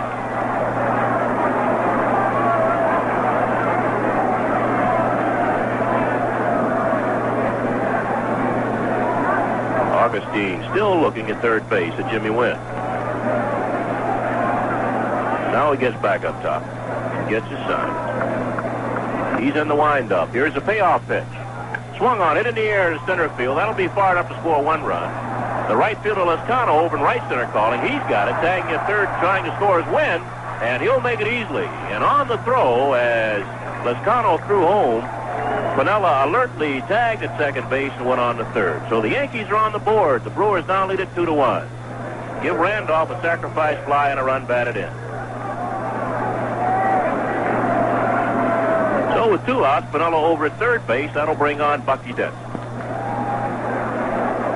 Dent became the Yankees' first base runner when he walked with 2 outs in the 3rd inning. Augustine had retired the first 8 Yankees in a row before walking Dent. First pitch to Dent, hit on the ground, right back to Augustine. He snares it, throws the first base, and the side is retired. The Yankees get on the board with a run on 1 base hit to leave a man on base. We're going to the bottom half of the 5th inning here in Milwaukee. The score, the Brewers 2, the Yankees 1. Are you in the mood for a new dining experience? Then why not visit a charming spot where you can sample 4 different cuisines from a single kitchen? That's the Swiss Center Restaurant at 4 West 49th Street, where the menu boasts of taste treats from the 4 separate cuisines of Switzerland. German Swiss, French Swiss, Italian Swiss, and the little-known culture Romanche. It seems that the great majority of fine chefs in the world are trained in Switzerland. So here's your chance to find out what a trained Swiss chef can do when he's working in a little bit of Switzerland in New York. And besides the intriguing Swiss specialties on the menu, don't overlook the 23 Swiss wines, most of which Americans have never tasted before. That's the Swiss Center Restaurant at 4 West 49th Street, just off 5th Avenue, open 7 days a week. For lunch or dinner, come see us soon. The Swiss Center Restaurant, 4 West 49th Street.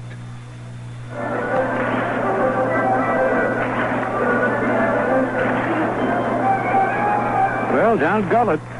Now with just 1 run a hold, so the Yankees can get back in the ball game. I think that battle with Lescano and Gullett is something, because if Lescano gets too cocky, he'll be able to hit Gullett. You know, all a batter needs is to hit a guy in the clutch like Lescano has been doing with Gullett, and you never get him out. Gullett's got to do it. You didn't get him out too easily last time. That long fly to left center field. Right. Here's Steve Bry, the designated hitter for the Brewers, leading off in the bottom of the 5th. Brewers lead 2-1. Bry struck out in the 2nd inning. It'll be Bry, Joshua, and Charlie Moore against Gullett as we're at the bottom 3rd of the Brewer batting order. The curveball is lined left center. That's going to be a base hit. Might be 2. Bry around first base, digging for second. And he'll make it standing. So Steve Fry jumped on a breaking pitch and hung up in his eyes and ripped it to left center field for a leadoff double here in the 5th inning. And that'll bring on Von Joshua, the center fielder. Gillett struck him out in the 6th. Gillett struck out 3 so far in the ball game, and he's walked just 1. Now the Yankees looking for a bunt. Joshua, a pretty good bunter, the left-handed batter. They might try to get that runner to third base. Nettles in at third. Chambliss at first. Gillett sets. And the pitch by Joshua squares, bunts at it, and fouls it back up on the screen. No balls, 1 strike to count. Now Nettles talking to Gillett. And he'll go back to third base. On deck, a right-handed hitter, Charlie Moore. Nettles way in at third. Chambliss even with the bag at first base. Dent trying to keep Fry as close to second base as possible. Randolph, of course, will have to cover first base in case of the sacrifice. Here's a set now. The 1-strike pitch is bunted and fouled again. No balls, 2 strikes on Joshua. Who said he was a good bunter? Did I say that? Yeah. He probably is, though. That Gillett's throwing that high, hard one at him. Well, there's no balls, 2 strikes on him. Well, he'll probably get a chance to swing away here. Nettles backs up. He's now even with the bag at third base. Yankees play Joshua to hit to the left side. Rivers way over in left center. Here's the 0-2. Breaking ball is swung on and missed. And dropped by Munson. Joshua will go to first base. He's safe, but Munson had to come back halfway to the screen to get the ball. So that'll be a strikeout for Gillett. A pass ball charged to Munson. And on the play, Fry went to third. Oh, the Brewers. Runners first and third. Nobody out. And the catcher, Charlie Moore, is a batter. That was a ball way out of the strike zone, a curveball. And unfortunately, with Joshua waving at it, it was down in the dirt, skipped past Munson, went halfway back to the screen. Fry went to third base, and Joshua went to first. Now Moore steps in. He's been up once, bounced back to Gillett. Well, the Brewers have something going here in the bottom half of the 5th. They already lead 2-1. Moore swings and does get a breaking ball. No balls and a strike. Yankee infield back. They're looking for 2.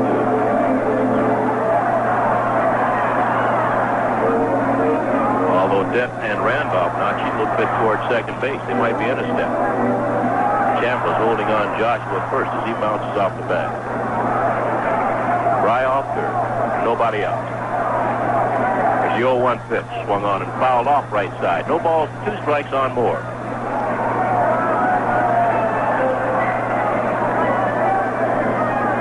Gillett now gets a new baseball.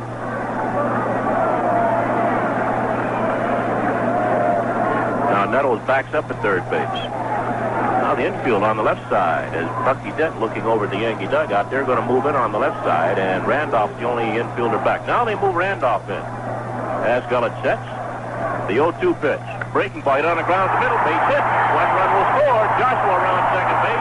He'll go on to third. The throw there will not be in time. And on the throw to third. Moore goes into second base. So the Brewers really running the bases, Scooter. They really are. And nobody got an error there. I don't know whether Joshua slid in a hard to Nettles or Nettles tripped over the bag. Joshua had beaten Rivers' throw, but then Greg fell down. The ball popped out of his glove, and going to second base on the throw was Moore. So Gillett really in trouble here, Bill. Yes, he is. Runners at second and third, nobody out. Brewers now lead 3-1, and Jim Wolford's a batter. And the Yankees once again will bring their infield in. Wolford is 2 for 2 against Don Gillett. Single to right in the first, single to center in the third. He's also stolen 2 bases. Nettles, Dent, Randolph, and Chambliss all around the infield grass. First pitch is swung on and missed. Threw a fastball by. No balls, 1 strike on Jim Wolford. Yankees having a lot of trouble with the Milwaukee Brewers here in the early going this season. The 0-1 pitch. Fastball is fouled back and up on the screen. No balls, 2 strikes on Wolpert.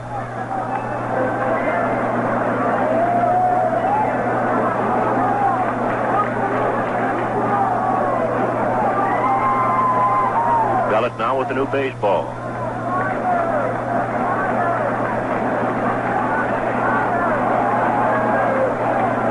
Looking at Munson, north side.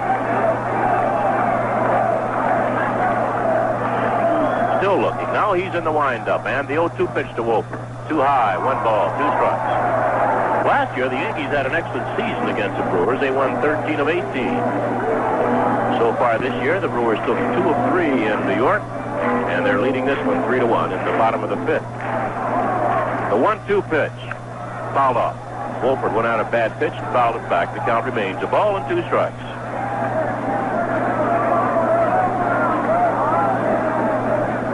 On deck is Robin Yount, the shortstop. The Yankees keep their infield in. Outfield straight away for Wolpert, and not too deep.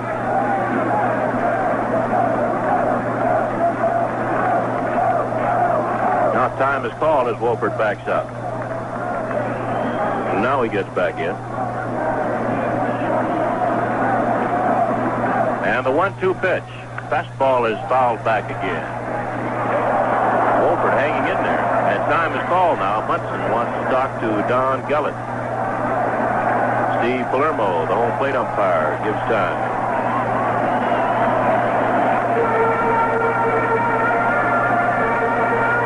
And Gullett wants a new baseball.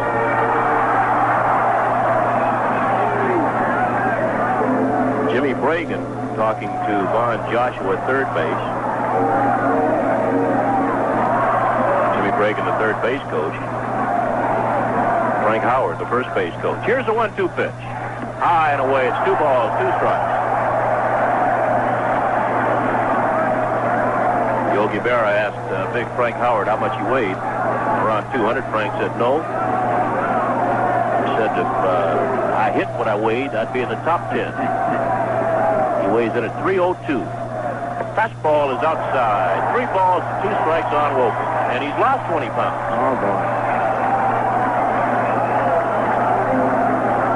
6'8", 302. Some of the Yankee players said, hey, let's not get in a fight with this Milwaukee club.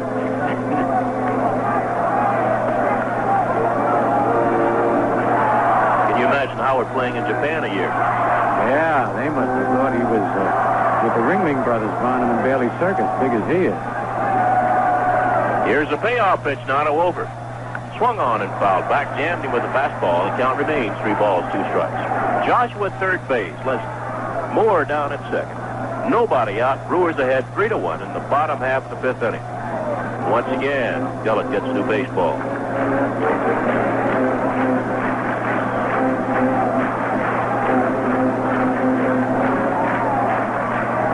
Here's a 3-2 pitch to Wolpert. Swung on it in the air, center field. That'll be far enough to score at least 1 run. Joshua tagging at third as Rivers makes a catch, and Moore Pigs going to third base. He'll stay at second. Brewers now lead it 4-1. Give Wolpert a sacrifice fly and a run batted in. And that's the first out of the inning, and that'll bring on Robin Yount, the shortstop. He's skied to center, fly to right, 0-2.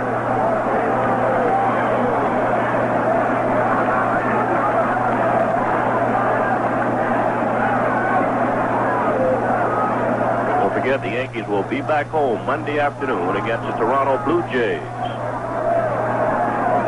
I know Jim Mason's fan club will be there. That's right. He had one while he was in New York. Pitch to Yount, too high ball. Now Yount backs out, looks at his third base coach, Jimmy Bragan. Dent trying to keep Moore close at second. Outfield playing straight away for Yount. Here's a 1-0 pitch. Swung, nope, maybe he didn't go far enough. The Yankees decide not to appeal. It was too low. 2 balls, no strikes. Now Munson asked the first base umpire, Rich Garcia, and he said Yount did not go far enough. So it's 2-0.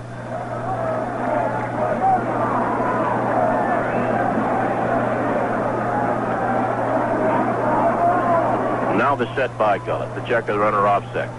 2-0 pitch. In the dirt, skips past Butson, but he keeps it in front of him. And Moore will have to hold it second. 3 balls, no strikes. The Oakland's beaten Minnesota 3-2. The Oakland A's have now won 7 and lost just 1. Mike Torres won that ball game. He now has 2 wins and no losses on the year.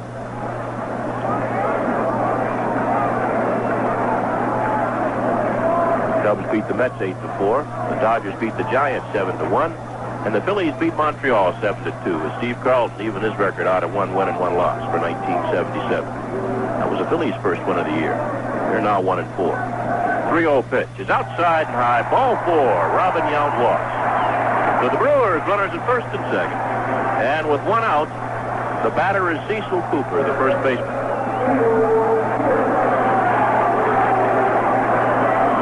Cooper has walked, and Chambliss made a fine play on his smash in the 3rd inning, throwing him out. Gullett covering first base. So Cooper's 0 for 1. He's 5 for 19 on the year. As Gullett sets and checks the runners. The pitch to Cooper. Swung on and missed. No balls, 1 strike to count. On deck is Sal Bando. Fella deep and toward the corner in right field. Rivers straight away in center, White straight away in left. Cooper likes to hit the ball in the gap, left center, right center. Dent sneaking in behind Moore at second base. Gullett checking him. Checks him again. The 0-1 pitch. Swung on, hit in the air, left center. After it's Rivers, still going. Still going. Back there the track. It's up against the wall. 1 run will score. Yount right behind Moore, and he's going to score as the relay gets over Dent's head, and Cooper goes all the way to third base.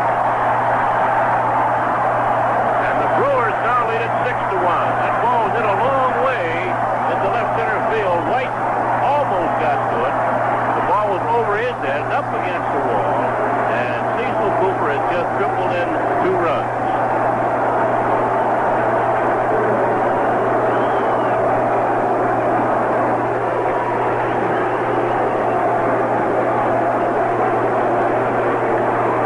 Take Don Gullett out of the game.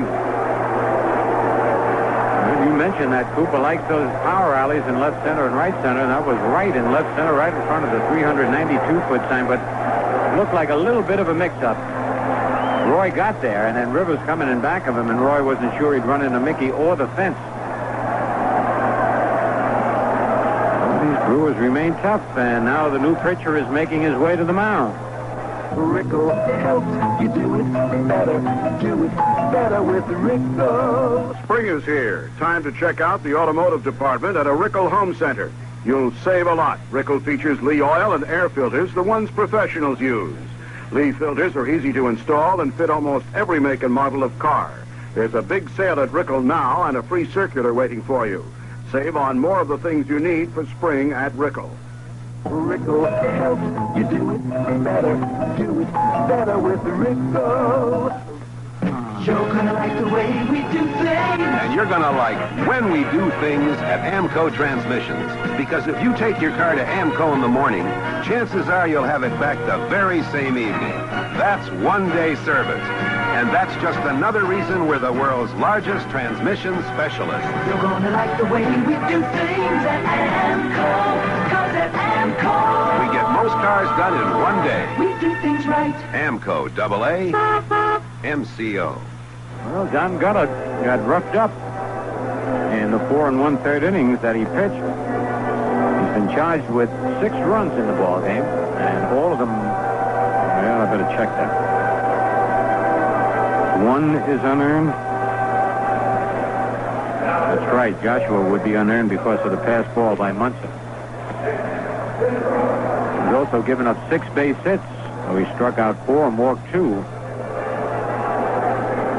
But Dick Tidrow coming on, and Tidrow's, along with Sparky Lyle, have been the aces in the Yankee bullpen. Nope, looks like Billy Mott wants to talk to Nestor Shalak. Nestor was resting on the bench down there where the ball boy usually sits. He's running all the way. Looks like he's limping a little bit, Frank. That's the way Nestor runs. Oh. everybody runs in Dunmore, Pennsylvania. Jumping over that coal. I think there might be something wrong with the mound.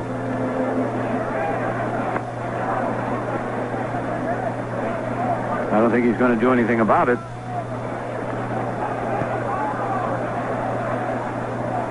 Guess he figures if Augustine isn't squabbling about it. Well, the Yankees had trouble with this mound last year. Yeah, I remember Cat when he opened. Right, Yeah. Catfish didn't like it. He felt it was too flat, and he couldn't follow through, and he was an awful wilder. We were talking about how wild he was. And he, of course, Cat's not one to blame anything else. But evidently he felt the mound was too high. So nothing will be done. Frank Messer tells us that because the Chalak is running that way because he was hit by a foul ball and broke his toe. Not broken.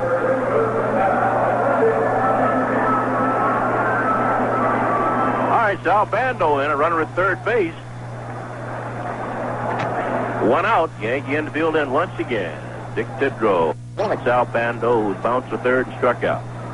First pitch is bounced foul outside at third. Cecil Cooper, who tripled in 3 runs, is at third base. There's one out. The Brewers lead 6-1 in the bottom half of the 5th inning. Nothing was broken. He just got hit by a foul tip pretty hard, Bill. And his folks are listening back in Pennsylvania. Nothing was broken on Shalak. Oh, okay. Down low. 1-1. Got hit hard enough, he told me, to break a piece of his equipment. All right. His cup runneth over.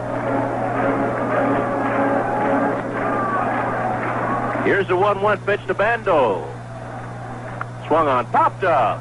In foul territory, behind home plate. Munson flips the mask away. He's there, he's got it, and they're 2 outs. So Tidrow comes on. He gets a tough Sal Bando to foul out the third Munson for the 2nd out.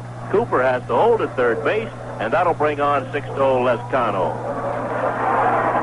Lescano singled in the Brewers' first 2 runs in the 1st inning and fly deep to right and left center in the 4th. So he's 1 for 2, a right-handed batter. Brewers have scored 4 times here in the 5th inning. They lead it 6-1. They've gotten rid of starter Don Gullett.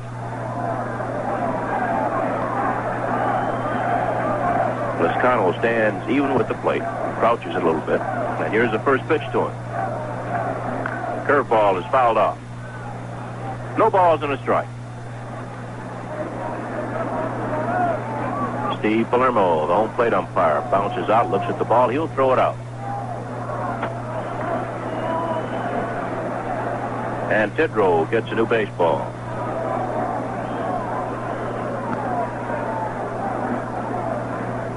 Lescano had a fine year for the Brewers last year, batted .285. Here's the 0-1. Sidearm fastball, one hopper past Nettles, base hit left field. Cooper scores easily, and Lescano will hold at first base. The Brewers now lead 7-1. Lescano has just driven in his 3rd run of the afternoon, or the evening.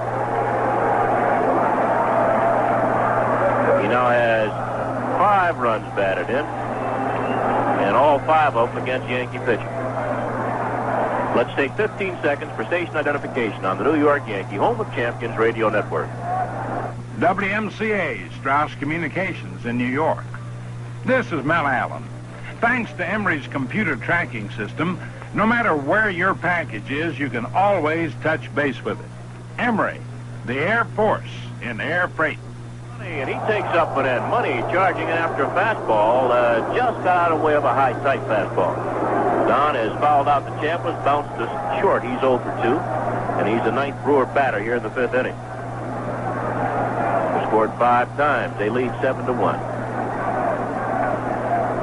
The record of Gullett is now complete. The 1-0 pitch, called strike. It's 1-1. He goes 4 1/3, gives up 7 runs. Frank Lester's at 5 earned on 6 hits. He walked 2 and struck out 4. Tidrow sets. Checks Lescano. And the pitch. Swung on. Drilled to left field. White's back there, though, near the track, and he's got it for the 3rd out. The Brewers score 5 times in the 5th inning. At the end of 5, the Brewers lead the Yankees 7-1. Here's something you ought to know. The fresher your spark plugs, Fill her up. the better your car's mileage. It's just that simple. Fill her up with champions. Pull out the old, plug in the new. Fill her up with champions. The folks at Champion tested cars like yours all across the country. They found that replacing worn plugs with a fresh set of Champion spark plugs can improve your mileage and performance. So if that sounds good to you, fill her up with Champion, the world's #1 seller. Fill her up. Fill her up. Fill her up with champion. Pull out the old, plug in the new. Fill her up with champion. Pull out the old, plug in the new. Fill her up with champion. Fill her up with champion. Fill her up with champion. As all you Yankee fans know, it's a great feeling when the home team makes good. They're your guys, and you're mighty proud of it. That's reason enough to drink Rheingold, our local beer, but there's even a better reason. Because Rheingold is made locally, it's bound to be fresh. After all, it doesn't have far to travel from the brewery to your tavern or store. Fresh and refreshing Rheingold Extra Dry beer is the quickest, surest cure for thirst. Won't you try Extra Dry Rheingold beer? Rheingold Brewing Incorporated, Orange, New Jersey. Top of the sixth coming up. Yankees down 7-1 to the Brewers, and Mickey Rivers will try to get something started against left-hander Jerry Augustine. Rivers so far is 0 for 2. He hasn't gotten the ball out of the infield yet. Bounced back to Augustine in the first inning and bounced to Cooper at first base in the third. Bando shortens up at third base for him. So does Cooper at first. The fastball is on the outside corner, strike. Atlanta leads Houston 2-0 at the end of 1. Fastball bounced slowly towards short. Charged by Young. He's up throwing. Out at first base. Just got Rivers at first base. An excellent play by Robin Yount, the young shortstop for the Brewers. He really had to hurry. Charged that ball, gloved it, and flipped off balance and just nipped Rivers. So with 1 out and nobody on, that'll bring on Roy White. White's bounced back to the mound, fly to the right field. He's 0 for 2.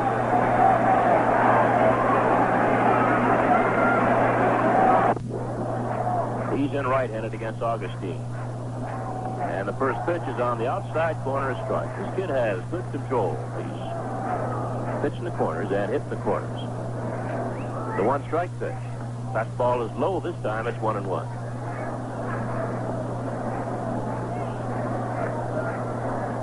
On deck is Thurman Munson. Slow curve, check swing, bounce to third. Bando's right there, fires across the diamond. They've got White. 2 outs. So with 2 outs, nobody on, that'll bring on Thurman Munson, the Yankee captain and catcher and last year's most valuable player in the American League. And he had a great series. Batted well over 500.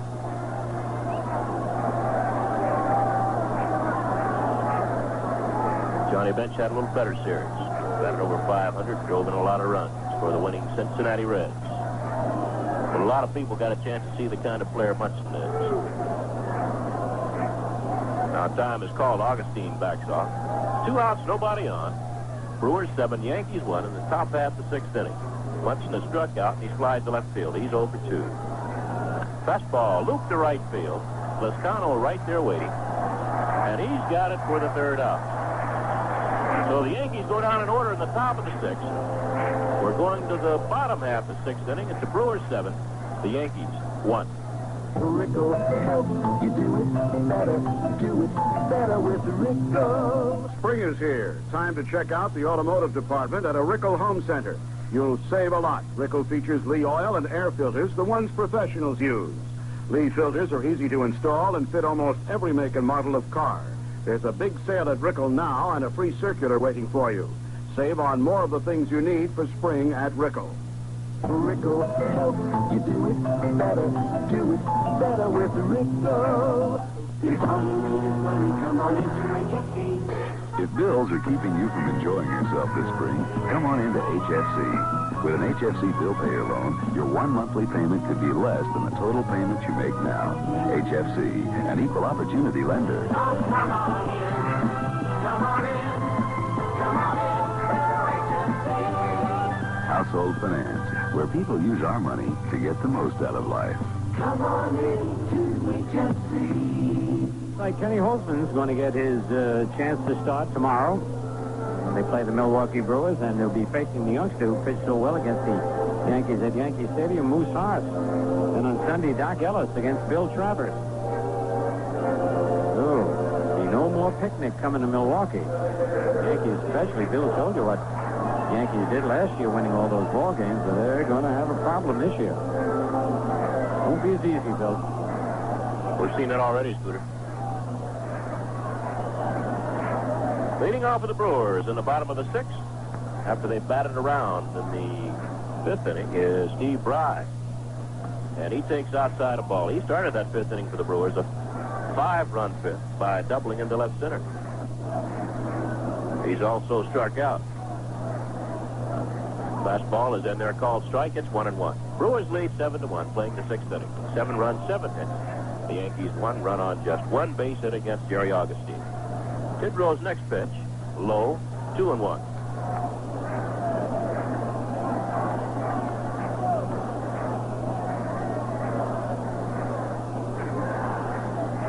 Tidrow rocks, and the 2-1 pitch to Bry. Curveball misses inside, 3 balls and a strike. Bry was picked up from the Minnesota Twins. Here's a 3-1 pitch. Fastball is fouled off in the upper deck right side. 3 balls and 2 strikes on Steve Bry.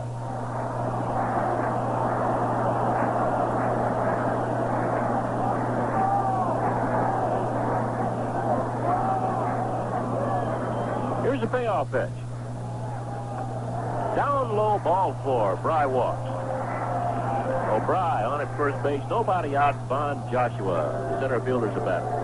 Joshua was up twice against Don Gullett. Struck out both times. The second time, though, with a runner at second base, the ball got past Munson.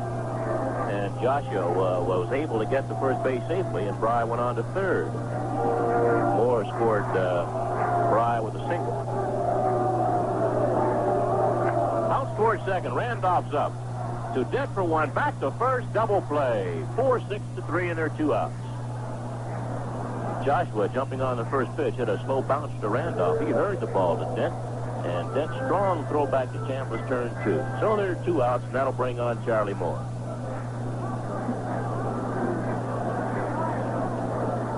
Gullett made a fine play on Moore and threw him out to third. Moore single to center field, driving in a run in the fifth. He also scored in that fifth inning. And he takes a curveball for strike.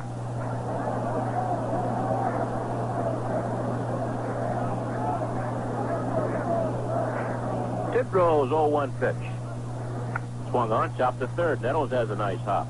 Fires across the diamond. They've got Moore on the side is retired. No runs, no hits, nobody left. At the end of 6, the Brewers 7, the Yankees 1. 3 big reasons why you want to visit fabulous Manny Wolf's Steak and Chop House on 3rd Avenue at 49th Street. Manny Wolf's steaks are only prime. You don't pay extra for celery crunchies, hot loaf of bread, hot stuffed potato, and yummy Caesar salad. Manny Wolf's service reminds you of the 30s, when waiters and busboys hovered over you. Yes, prime steaks, plenty of free extras, and top service make you want to visit and enjoy Manny Wolf's Steak and Chop House, 49th Street on 3rd Avenue.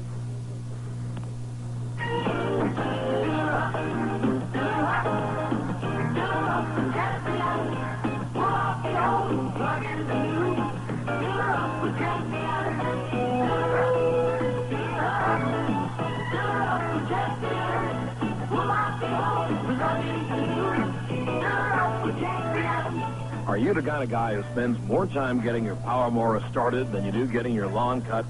Well, here's a tip for you. Try replacing your Warren spark plugs with a fresh Champion plug. A fresh Champion plug alone can give your Power Mower easier starts all summer long and give you more time for all those fun things that summer's really for. Remember, the fresher your plug, the easier your starts. So fill her up with Champion.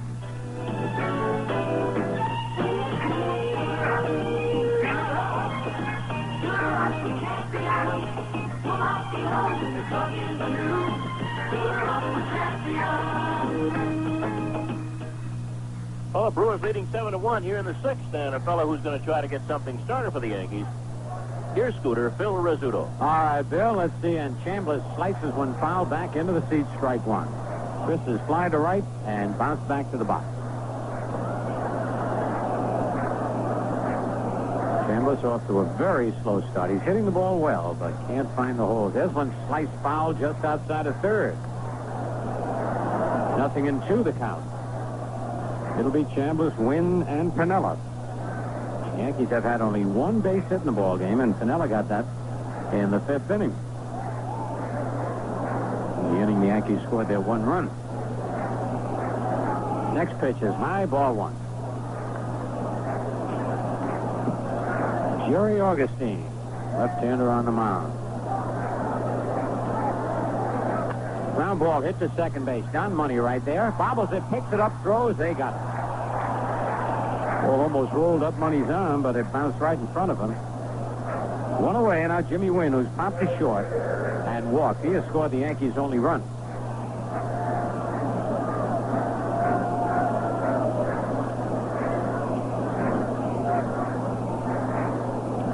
So Jerry Augustine looking for his second win of the year over the Yankees. Strike one call on the outside corner. I mean, he beat the Yankees 3-2. Ninth inning help from Bill Castro. There's what drive to deep right center. Coming on fast, Joshua. And did he get it? He got it, says the second base umpire. He had a diving, sliding one-hand grab.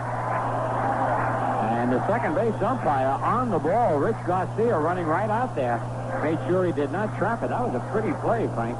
It was an outstanding play, Bill. I'll tell you, the Brewers have come up with some fine defense in this ball game. Cecil Cooper took a two-base hit and a run batted in away from Mickey Rivers earlier. Right. And the shortstop, Robin Yount, made a fine play on Rivers, I thought. Well, he did. He could not afford to waste a fraction of a second on a slow hit ground ball and got him. And now Joshua makes a fine play, and here's Piniella. Bounce to short, single right. Lou swings and misses a curveball down low.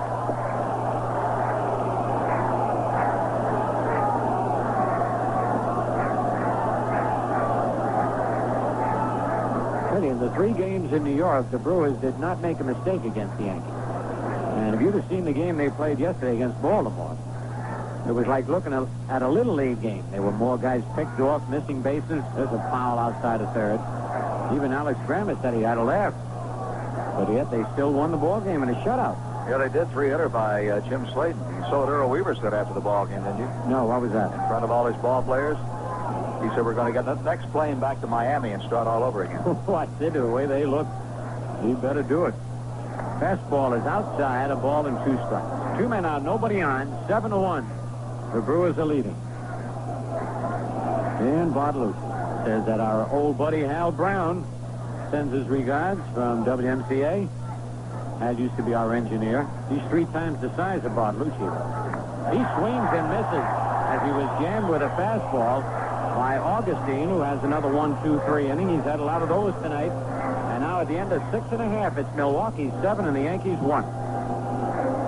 I've got so many old bills, I can't even afford to have spring fever. Come on in, come on in, come on in to HFC. If bills are getting you down, come on into HFC. With a bill payer loan, you could be making just one payment that could be less than the total you're making now. HFC, an equal opportunity lender. Come on in, come on in, come on in to HFC. You can use all the money to get where you want to be.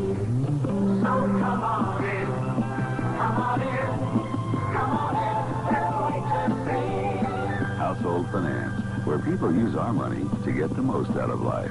Come on in to HFC. At Household Finance, you may borrow up to $2,500 and choose from a wide variety of repayment plans. For a large loan, call HFC in New York, New Jersey, or Connecticut. See your phone book for the office nearest you. Ken Holtzman starts for the Yankees tomorrow afternoon against Moose Haas. 2:30 ball game, New York time. We'll have it here on the Yankee Radio Network for you, the home of Champions Net at 2:25, and on television at 2:30. And the same thing holds true Sunday afternoon, radio and television, 2:30. Doc Ellis will go for the Yankees against Bill Travers. So those your pitchers for the next two games. Following the Sunday game, the Yankees come back home for a 4-game afternoon series, Monday, Tuesday, Wednesday, and Thursday, against the Toronto Blue Jays. All right, Frank. Jim Wolford's had a perfect night tonight. 2 base hits and a sacrifice fly. Also 2 stolen bases and has scored a run. Takes the first pitch down low, ball 1. Wolford, a right-hand batter. Dick Tidrow in relief of Don Gullet. A bouncer off home plate to Willie Randolph. He got it on the tough hop and throws him out. Willie could have waited on that ball, but decided to charge it. Caught it on the short hop. And they finally get Wolford out. It's 1 away. It'll bring up Robin Yount, who has fly to center, fly to right, walked and scored a run. The Brewers scored 2 in the first inning on a 2-out single by Lescano and 5 in the 5th inning. Here's Tidrow's first pitch. Down low, ball 1.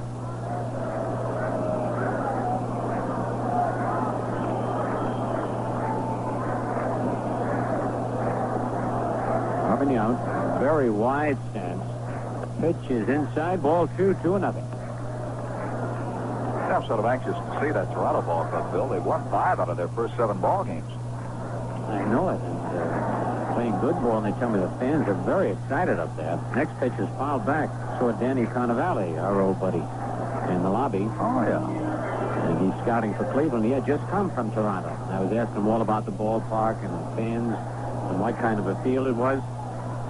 The next pitch is a ground ball to first base. Chambliss has it, knocks it down, picks it up, steps on the bag, and that's a hot potato this inning so far for his 2 ground balls. 2 out. Sort of a tough play for Chambliss. That ball came up in a strange hop to him. In fact, it didn't hop, it skidded. Skidded. Had a lot of English on it. It looked like he hit it off the end of the bat. Here's Cecil Cooper. Walked and scored. Was robbed of a base hit on a great play by Chambliss, and then triples a deep left center field to drive in 2 runs. So Cooper has driven in 2 and scored 2. And the pitch is right over the corner, strike call. Those were Cooper's first RBIs of the young season and his first extra base hit. Now he's got to pick up some slack to George Scott, who left. There's a slow bounce to the second base. Randolph in, up with it. Flips. They got him. So 3 tricky ground balls, but they made all the plays. Nothing across, and now at the end of 7, it's Milwaukee 7 and the Yankees 1. You got it. You're gonna love it. You want it. We got it. That's your Chrysler Plymouth dealer. Hey, New York. Whatever you want in full-size room and comfort, your Chrysler Plymouth dealer's got it. We've got Chrysler New Yorker, Newport, and Plymouth Grand Fury. 3 cars that offer the room and size you need to deliver true big car ride and feel. We've got it. You want it. We've got it. At your Chrysler Plymouth dealer. And right now, there's a great selection on these full sizes because of a huge inventory. And that means you can pick up a deal on New Yorker, Newport, and Grand Fury. Stop by your Chrysler Plymouth dealer soon for a full-size car that's got it all. We got it. We got it. We got it.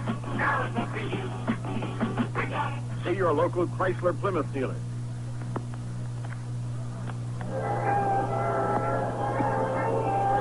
As all you Yankee fans know, it's a great feeling when the home team makes good. They're your guys, and you're mighty proud of it. That's reason enough to drink Rheingold, our local beer, but there's even a better reason. Because Rheingold is made locally, it's bound to be fresh. After all, it doesn't have far to travel from the brewery to your tavern or store. Fresh and refreshing Rheingold Extra Dry beer is the quickest, surest cure for a thirst. Won't you try Extra Dry Rheingold beer? Rheingold Brewing Incorporated, Orange, New Jersey. All right, Greg Nettles leading off the top of the 8th. The Yankees trail 7-1. The pitch is inside. Greg had swung at the first pitch and missed it. It's 1-1. Yankees held to just 1 hit by young Jerry Augustine. The kick and the pitch is a little bit high. Ball 2, 2-1. It'll be Nettles, Randolph, and Bucky Dent. The 2-1 delivery, a bouncing ball to second. Money right there. Backs up, has it, throws to first. Nettles is retired. And now Willie Randolph. Willie has bounced to short and hit a sacrifice fly for the lone Yankee run. Augustine's had 12 ground balls hit off of him. Keeping his pitchers down where he wants them. Yep. Outside of the third inning, when the Yankees got one man out with a walk, in the fifth inning, where they got a walk and a hit, he has retired all the other batters. Right now, he has retired 10 in a row. And the first pitch is strike one to Willie Randolph. Bucky Dent on bat, on deck. And there's a base hit up the middle. Took a little bit off a fastball, and Willie Randolph lines it up the middle for a base hit. Only the second base hit of the ball game for the Yankees, and now Bucky Dent. Bucky has walked and hit back to the box. I'll tell you, that was a pretty good pitch that Randolph hit that time, too. He looked like he was just fighting the ball off. It was in on him. Right in on him, and he got good wood on it to hit at the center field. All right, Cooper playing a little bit in back of Randolph with the Brewers leading 7-1, figuring the Yankees will not steal. Stretch by Augustine. And the pitch, check swing foul, and Cooper cannot get it. It goes back into the seats. Seen quite a few check swings against Augustine. He's not overpowering fast. He's only struck out 2 and walked 2. He seems to mix up his speeds and the spots where he delivers the pitch. He comes to the belt. And a bouncing ball hit the third, could be 2. No, Bando couldn't get out of his glove. They get 1, and he's safe at first base. Sal Bando had a lot of trouble getting that ball out of his glove. By the time he did, they had Randolph at second. Money made a good pivot, but he could not get Bucky Dent at first base. Hey, Money made a good play there to stay on the bag and not come on across it, because you're expecting that throw. Your timing is to come across the bag, take the throw, and get the throw back to first base. Absolutely right, Frank. Of course, you know from playing shortstop, you can get hurt that way, too, at second base. Sure, you start across, then you realize you got to go back, and by the time you do, the runner is there, and you're not set. All right, Mickey Rivers, hit to the box, was robbed of 2 base hits, 1 by Cooper and 1 by Yount. Dent at first with 2 outs. The curve, a swing and a miss, and Mickey tried to hit that straight down on the ground, jumped up in the air after he swung and missed.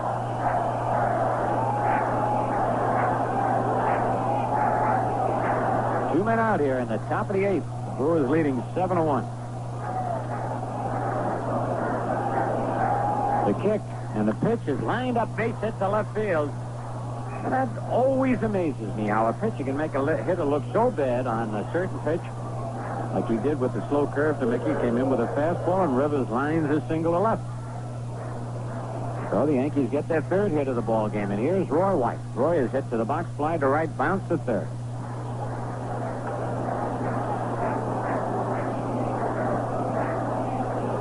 Oakland beat Minnesota 3-2 this afternoon. Boy, they are red hot. See, that kid Page had a good day yesterday again. Another home run, another base hit, and 2 RBIs. 2 out, 2 on. The slow curve is high, ball 1. Cubs beat the Mets 8-4. Dodgers over the Giants 7-1. Phillies beat Montreal for their first win of the year 7-2. Fastball line, base hit left field. Bucky Dent, the ball bounced almost over the head of Wolford, and Dent started in, and Hauser held him up. That ball wickedly hit and took a big bounce. Wolford had a leap in the air to glove it. A little activity going on in the Brewer bullpen now. Ed Rodriguez starts throwing, along with that very deceptive left-hander, Bob McClure. All right, so the Yankees now, here in the 8th inning, have gotten 3 base hits.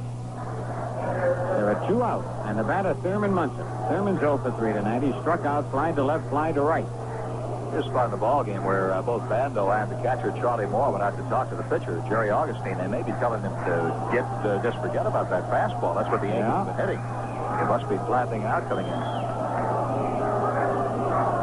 All right. Thurman Munson trying to get the Yankees back in this ball game. Now they trail 7-1, but the bases are loaded. Augustine winds, and his pitch is over the outside corner, strike 1 call. Chris Chambliss on deck.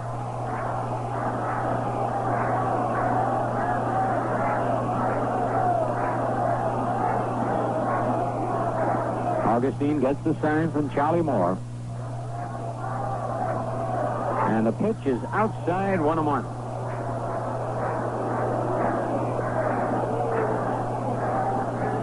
Wolford shading Munson slightly to left center. A lot of room down the left field line for Thurman. Now the 1-1 pitch. Inside 2-1.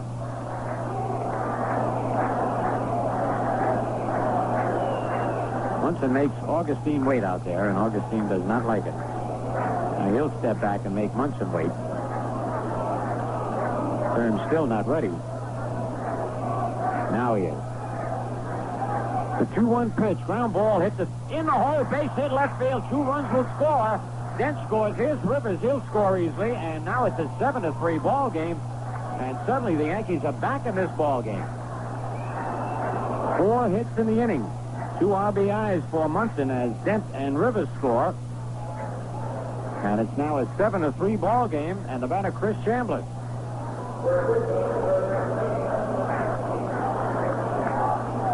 There's Bando out at the mound again. I think they're buying a little time right now for the bullpen. Bando is just like having a manager on the field. That's for sure.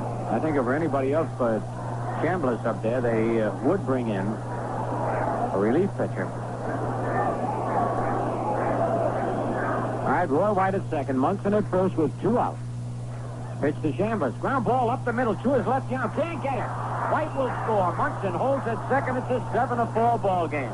And that's got to be all for Augustine. As the Yankees have come up with 5 base hits, 4 of them in a row here. In the top of the 8th, and it's Milwaukee 7, the Yankees 4. There's a huddle out on the mound. Nobody's come out of the Milwaukee dugout as yet, but here they come, Frank. That's right, Alex Grannis, it looks like, on his way out there, Phil. You look back to little things in ball games. The ground ball hit by Bucky Dent down to Sal Bando. If he had gotten the ball out of his glove, they'd had a double play, and Augustine would have been out of the inning. Now, I don't know Augustine that well. Whether a play like that behind him might upset him. Some pitchers do get upset. It's something you can't afford to do. Nope. But he could have had the double play. It had double play written all over it. But as you mentioned, when the play was made, Bando just could not dig the ball out of his glove. So there's a look out toward the bullpen, and let's see, with Jimmy Wynn due up, my guess would be Ed Rodriguez will come on. He's a right-hander, although we'll wait and see what Alex Grannis has in mind. So far, they have not opened the gate out there, and now they do waive for the right-hand pitcher. Grannis went out there and bought as much time as he could. He gives Augustine a slap on the back, and Augustine is a little bit upset, whether with himself. I'm sure he's not upset about being taken out of the ball game, but he gets quite a standing ovation from the fans behind the first base dugout. Well, Bill Rizzuto opening day out here in Milwaukee, they had, 55,000 people. Yes, they did. And tonight, the crowd is certainly not nearly that large, but a very exuberant crowd out here. These people in this part of the country are great baseball fans. They certainly are, Frank, and they seem to like these 6 o'clock starts. I like them. I do, too. You get home at a reasonable hour, and chance to get yourself something to eat, watch a little something on TV, and get a good night's sleep. But one thing about Milwaukee, unlike New York, wherever they work, they told me that today. I asked why do they have these 6 o'clock starts, and why do they like them so much. In Milwaukee, no matter where you work, it only takes you at the most a half hour to get from work back to home, and then it's very close to the ballpark. Whereas in New York, as you know, at rush hour, sometimes it can take you 2 hours to get home. The Long Island Expressway. But anyway, they are great fans out here, as Frank mentioned. And with this kind of a club, and it's an exciting club, and I think Grammis, with some of the trades he's made and the way they got them running, has got to make the fans happy. That's very true. Bill and I were talking about that earlier. He's going to run himself out of a couple of ball games, but he's going to run himself into a few. Now, they made a change out in the bullpen. The pitcher will not be Rodriguez. It's going to be Bill Castro. They had Rodriguez and McClure warming up. But the bullpen is out of our range of vision. The bullpen dugout obscures the warm-up pitcher from us. So it will be Bill Castro. I was going to say that's why Grammis was taking his time. I guess he decided to put Castro and realized he wasn't warming up. So now, this kid was in what, all 3 games at Yankee Stadium? Was he all 3 of them? I don't know. He saved Augustine's game. I know that. Yep. He pitched the 9th inning and picked up his first save of the year for Jerry Augustine. Bill Castro has been in 3 ball games, all in relief. He has 2 saves out of 3 appearances. What an earned run average of 5.4, so how do you figure? That is something, isn't it? Well, he's only pitched in those 3 games 1 and 2/3 innings. Right. He's given up 1 earned run. That's why it's so high. Right. He's only allowed 2 base hits. He has not struck out anybody, nor has he walked anybody. He has committed one wild pitch. So it's Bill Castro on in relief, and as Castro takes his warm-up throws, we'd like to remind especially our younger Yankee fans listening to the broadcast as it goes on toward 9 o'clock back in New York, to be sure to come to the stadium for the biggest shirt day ever. It'll be Sunday on May 8th. All fans 14 and under get terrific double-knit Yankee pinstripe shirts when they come to see the Yankees play the Oakland A's. So don't forget it, kids. Shirt Day will be held at Yankee Stadium on Sunday, May 8th, a 2 o'clock ball game with the Yankees playing the Oakland A's. Right here, the Yankees are back in the ball game at 7-4 Milwaukee, and Jimmy Wynn is on with runners at first and second. Scooter? All right, Frank. Jimmy has popped to short, walked and scored, and lined to center field. Castro delivers. It's in there, strike one call. If I remember rightly, Castro came in to relieve. The first man he faced was Jimmy Wynn, and Jimmy got a base hit off him. One of the two that Castro has allowed in his inning and two-thirds of relief pitching this year. Runners lead at first and second. The pitch down low, 1-1. Long ball here, and this ball game is tied right up. Remember, Jimmy Wynn hit that long home run over the center field fence on opening day. He's got that bat cocked back. A toy cannon, and the pitch is, oh, what a cut he had, but he fouled it back, and it's a ball and 2 strikes. He didn't get cheated on his cuts. No, he does have a good rip. Reggie Jackson not playing tonight. He has a tender left elbow. Bothered him all spring. Even the games he played in during the regular season. And I imagine he'll be available for pinch hitting duties if needed. Without a doubt. I talked to Reggie before the game. He said he was able to swing the bat. All right, and Castro came to his set, stepped off the rubber. 1 ball, 2 strikes, 2 out. 3 runs in. The Brewers leading 7-4, top of the 8th. He comes set. Pitch down low and away, 2-2. For what it's worth, the 4 runs scored by the Yankees in this ball game, the most scored off a Brewer pitcher this year. Huh? They have been getting excellent pitching. 2 balls, 2 strikes, 2 out, 2 on. The pitch, bouncing ball, hit deep to short. Yount has it, goes to second, in time for the 4th on Chris Chambliss. So Castro does the job again. But the Yankees do pick up 3 runs on 5 base hits. No errors and 2 men left. And now at the end of 7.5, Milwaukee 7, the Yankees 4. You do it better with Rickle. Spring means more at a Rickle Home Center. More value on all your do-it-yourself home and auto needs. Right now, Rickle has a great buy for you on high-quality Kendall Motor Oil. Kendall Motor Oil will keep your engine running smoothly, keep automotive maintenance costs low. Visit a Rickle Home Center during the big sale and pick up your free money-saving circular. Rickle helps you do it better with Rickle. If only money, come on into HFC. For nearly 100 years, HFC is trying to bring you the best service possible. And if there's ever any way we can improve ourselves, just let us know. HFC, an equal opportunity lender. Come on in. Household Finance, where people use our money to get the most out of life. Come on in to HFC. Well, the Yankees have a new pitcher as we go to the bottom half of the 8th inning. Will be Ron Guidry. Pitching line on the Milwaukee starter and pitcher of record Jerry Augustine is that he pitched 7 1/3 innings, allowed 4 runs all earned. He gave up 6 base hits, walked 2 and struck out 2. And now Ron Guidry is on to pitch for the Yankees. Dick Tidrow pitched 2 2/3 innings, allowed 1 base hit, walked 1 man, and Tidrow did not strike out anybody. Well, look now, Ron Guidry, and Ronnie is a very happy young man. He got his first major league win night before last out in Kansas City. Fine relief pitching against the Kansas City Royals.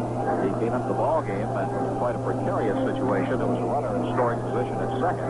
He had to face the American League batting champion, George Brett. And Brett did get a base hit off of him, but Mickey Rivers threw Frank White out at home plate.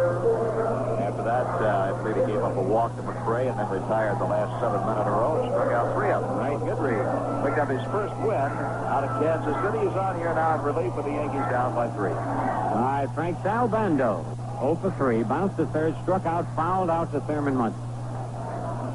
Ron Guidry rocks back. And his pitch is a good fastball in there. Strike one call.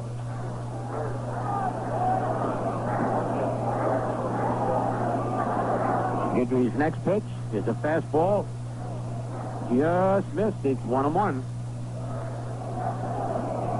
That's still Guidry's bread and butter pitch, the fastball, but he has picked up a breaking ball and sinker.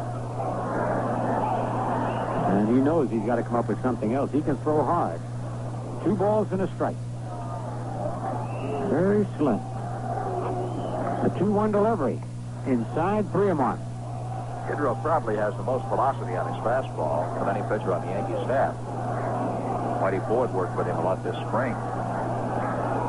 The 3-1 pitch. Foul. That'll be out of play as Chambliss chases it, but it goes well back into the seat. Guidry said in the pregame show tonight, he was my guest, he said, well, not even a guy like Nolan Ryan, as hard as he throws, can get by with just a fastball, so nope. Guidry knows it. All right, the payoff pitch to Bando. Popped it up. Craig Nettles coming in near the mound. And has it for the first out here in the bottom of the 8th. As we look ahead to the Yankees' 9th, it'll be Piniella, Nettles, and Randolph. Schedule of that. And here is Sixto Lezcano, who's had quite a year against Yankee pitching so far. In this game, he's 2 for 3 with 3 runs batted in.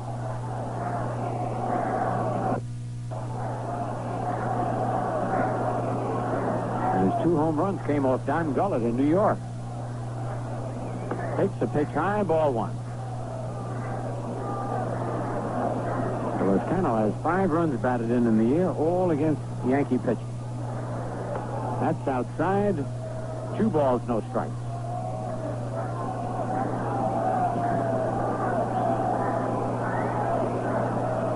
He crouches at the plate, holds that bat high, takes it low, ball 3.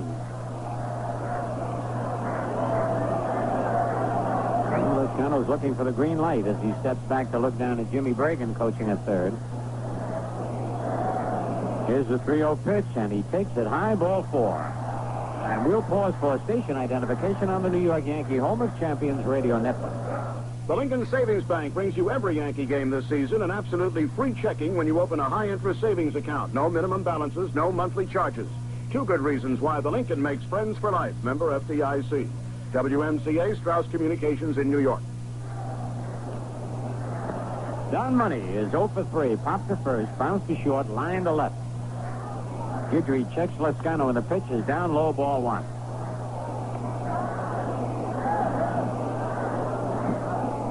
Seven to 4, the Brewers are leading here in the bottom of the 8th. 1 man out. Lezcano leading away. And the pitch is fouled back upstairs and out of play.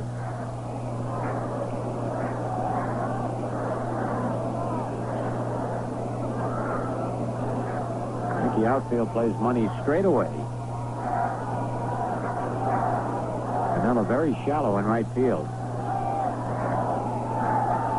Guidry kicks, delivers, line drive, base hit, center field. Lezcano's coming around second. He's going to try for third. Here's the throw. It's going to be close, and it hits Lezcano. And going to second base is Don Money. That was a perfect throw. Had it not hit Lezcano, he would have been out at third. But it's a single. And going to second on the throw, there will not be an error, is Don Money. And Bill Rizzuto, I've got to think that Mickey Rivers is showing a stronger throwing arm this year than he had last year. Now, they're giving Mickey Rivers an error. That's a bad error. That's a bad error because he would have gone to second base anyway. Money is an excellent base runner. That's the second time Rivers has thrown to third and hit the runner coming in. Perfect throws to third base, and that's a bad ruling to give Mickey an error on that. All right, now the Yankee infield is in with runners at second and third. The batter is Steve Bry, who has struck out double to left center and scored and walked. Pitch to Bry, down low, ball 1. I've always thought it's a bad error to give an outfielder when his throw is perfect to the bag and hits the runner anyway. But on this case, no harm was done because the batter was going to go to second on the throw anyway. That's right. He should not have gotten an error. The kick. And the pitch, check swing, ground ball to third. Nettles going to come to the plate. And they got Lezcano at the plate. No way Lescano was going to score there. Moving to third is Money. Safe at first is Bry. So that play goes 5-2 to get Lescano. He slid hard in amongst and knocked him down, but Fermi held on to the ball. And now Von Joshua. He struck out twice and hit into a double play. In the fifth inning, when he struck out, the ball got by Munson for a fast ball. Helped set up that big inning. First and third, 2 out. Stretched by Guidry. And the pitch, bouncing ball, and Randolph is there. Got the big hop over to first. They've got Joshua. And Guidry gets out of the jam. No runs, a base hit, 1 error, and 2 men left. And at the end of 8, it's Milwaukee 7 and the Yankees 4. Yankee fans know it's a great feeling when the home team makes good. They're your guys, and you're mighty proud of it. That's reason enough to drink Rheingold, our local beer, but there's even a better reason. Because Rheingold is made locally, it's bound to be fresh. After all, it doesn't have far to travel from the brewery to your tavern or store. Fresh and refreshing Rheingold Extra Dry beer is the quickest, surest cure for thirst. Won't you try Extra Dry Rheingold beer? Rheingold Brewing Incorporated, Orange, New Jersey. You're gonna like the way we do things. And you're gonna like when we do things at Amco Transmissions. Because if you take your car to Amco in the morning, chances are you'll have it back the very same evening. That's one-day service. And that's just another reason we're the world's largest transmission specialist. You're gonna like the way we do things at Amco. Because at Amco, We get most cars done in one day. we do things right. Amco, AA, MCO. We all need seafood in our diet. At world-famous Harvey's Seafood House on 3rd Avenue at 34th Street, you also get value and quality. Where can you get a complete lunch, from chowder to dessert, for only $3.85? Where can you get a complete dinner, 6 choices, soup to nuts, from only $5.95 or $6.95? And remember, the fish are really fresh and cooked the quality way at world-famous Harvey's Seafood House on 3rd Avenue at 34th Street. On this last call for the Yankees, we go to the 9th inning. The Brewers lead 7-4. Carlos May comes out to bat for Lou Piniella. On the scoreboard, the Dodgers beat the Giants 7-1. That's the final. Pittsburgh and St. Louis scoreless in the second. Atlanta leads Houston 3-1 in the fourth. And the Philadelphia Phillies defeated Montreal 7-2. Cubs over the Mets 8-4. We'll check the American League scores as we go along here in the 9th inning. But right now, Carlos May steps in, and so does Bill. All right, Bill Castro into the windup. The pitch to May is outside, ball 1. Carlos been up 4 times so far this year with 2 base hits. Choking way up on the bat. Really guards that plate. Castro's next pitch is in there. Strike called, 1-1. Carlos trying to work his way on any way he can. Situation like this, sometimes managers say take a strike before you swing. Yes. The 1-1 pitch. Ground ball up the middle. That's a base hit for Carlos May in a pinch hitting role. Carlos was so valuable that way last year. Whether they used him as the DH or pinch hitting, comes up with a big base hit here to open the top of the 9th. And the batter now, Greg Nettles. Greg is 0 for 3. Just for the record, that's the first Yankee pinch hit this year in the 5th attempt by a pinch hitter. Right. Nettles is fly to right, hit to the box, and bounced to second. Castro goes to the rosin bag. On deck is Willie Randolph. And if he gets on, you know you're going to see Reggie Jackson. Pitch to Nettles. Low, ball 1. You see Reggie Jackson, you know you're going to see a left-hander come out of that Brewer bullpen, too.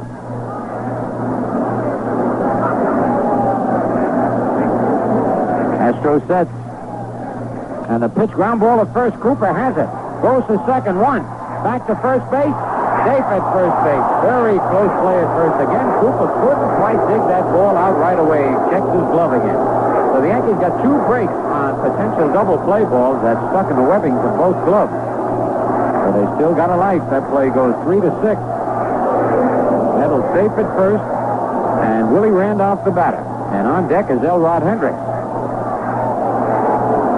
I guess they want to wait and see if they get the tying run on base or to the plate.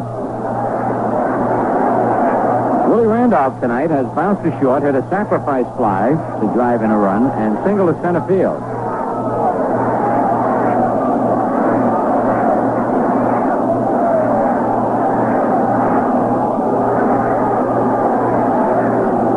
All right, Nettles singles at first with one out. We're in the top of the ninth. And the Brewers lead it 7-4.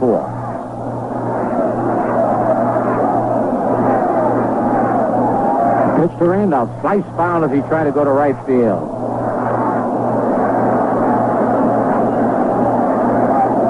Billy might have Hendricks out there and put him up and try to make the Brewers waste the left-hander. It could very well be.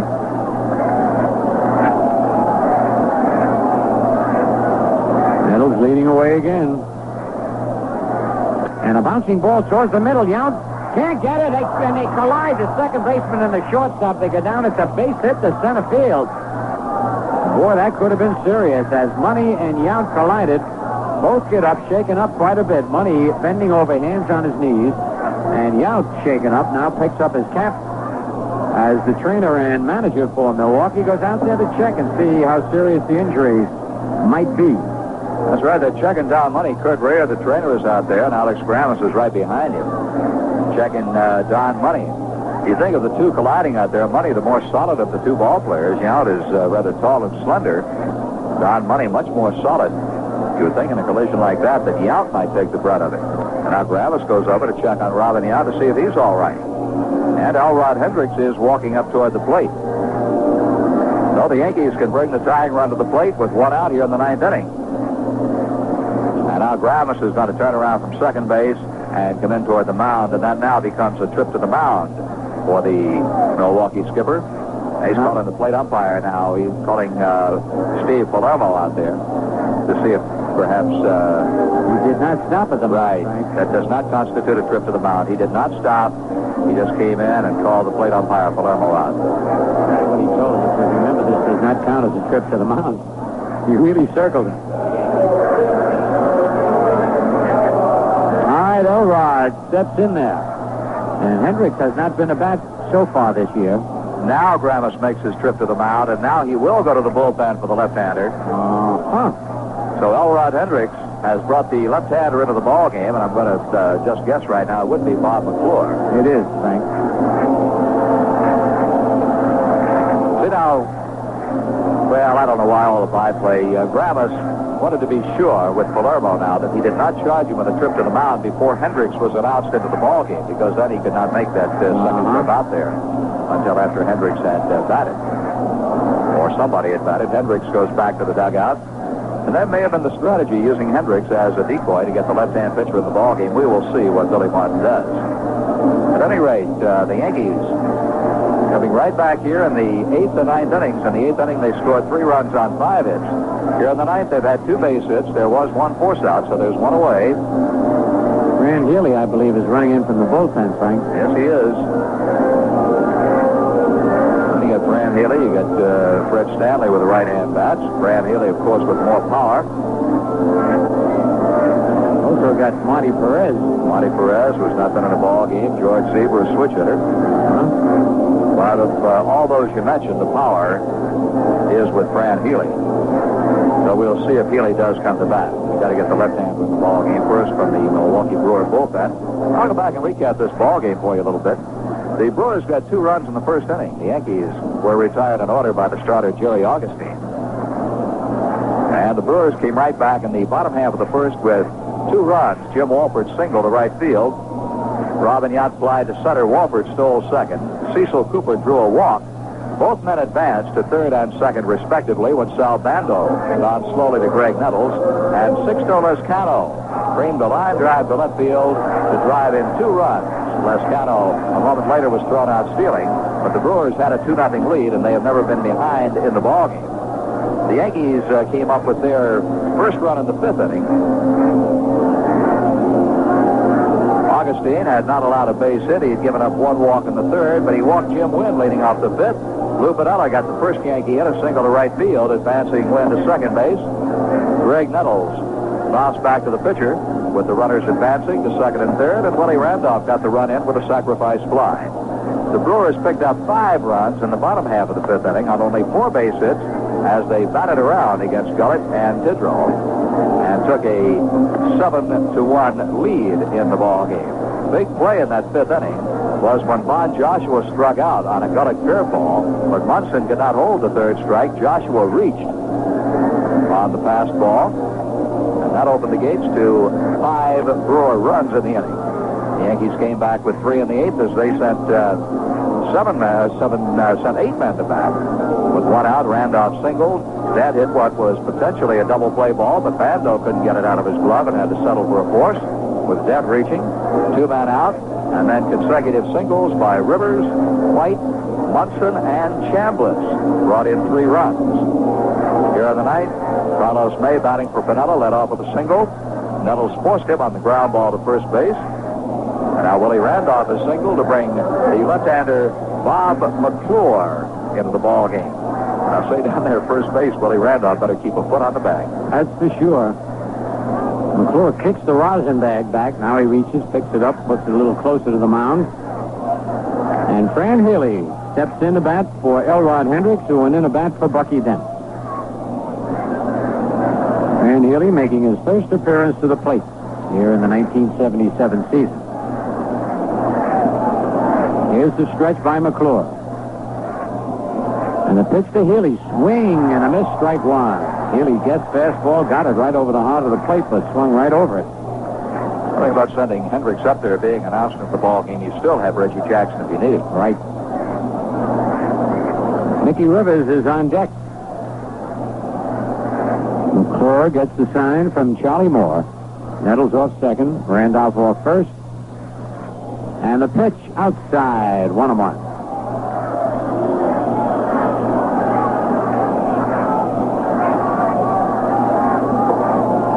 Remember, McClure worked that 1 inning against the Yankees. He did give up 1 hit, no runs, and was the winning pitcher in the ballgame. The 1-1 delivery. Little bit low, 2 balls and a strike. It was over the plate, but down below the knees. 2 balls and a strike. I believe that was Castro's other save. Didn't he save that ball game for McClure? Yes, I think you're right, Frank. All right, Randolph getting a pretty good lead off first. Nettles, good lead off second. The pitch outside, ball 3, 3-1. So now McClure has to come in there. 3 balls, 1 strike, 1 out.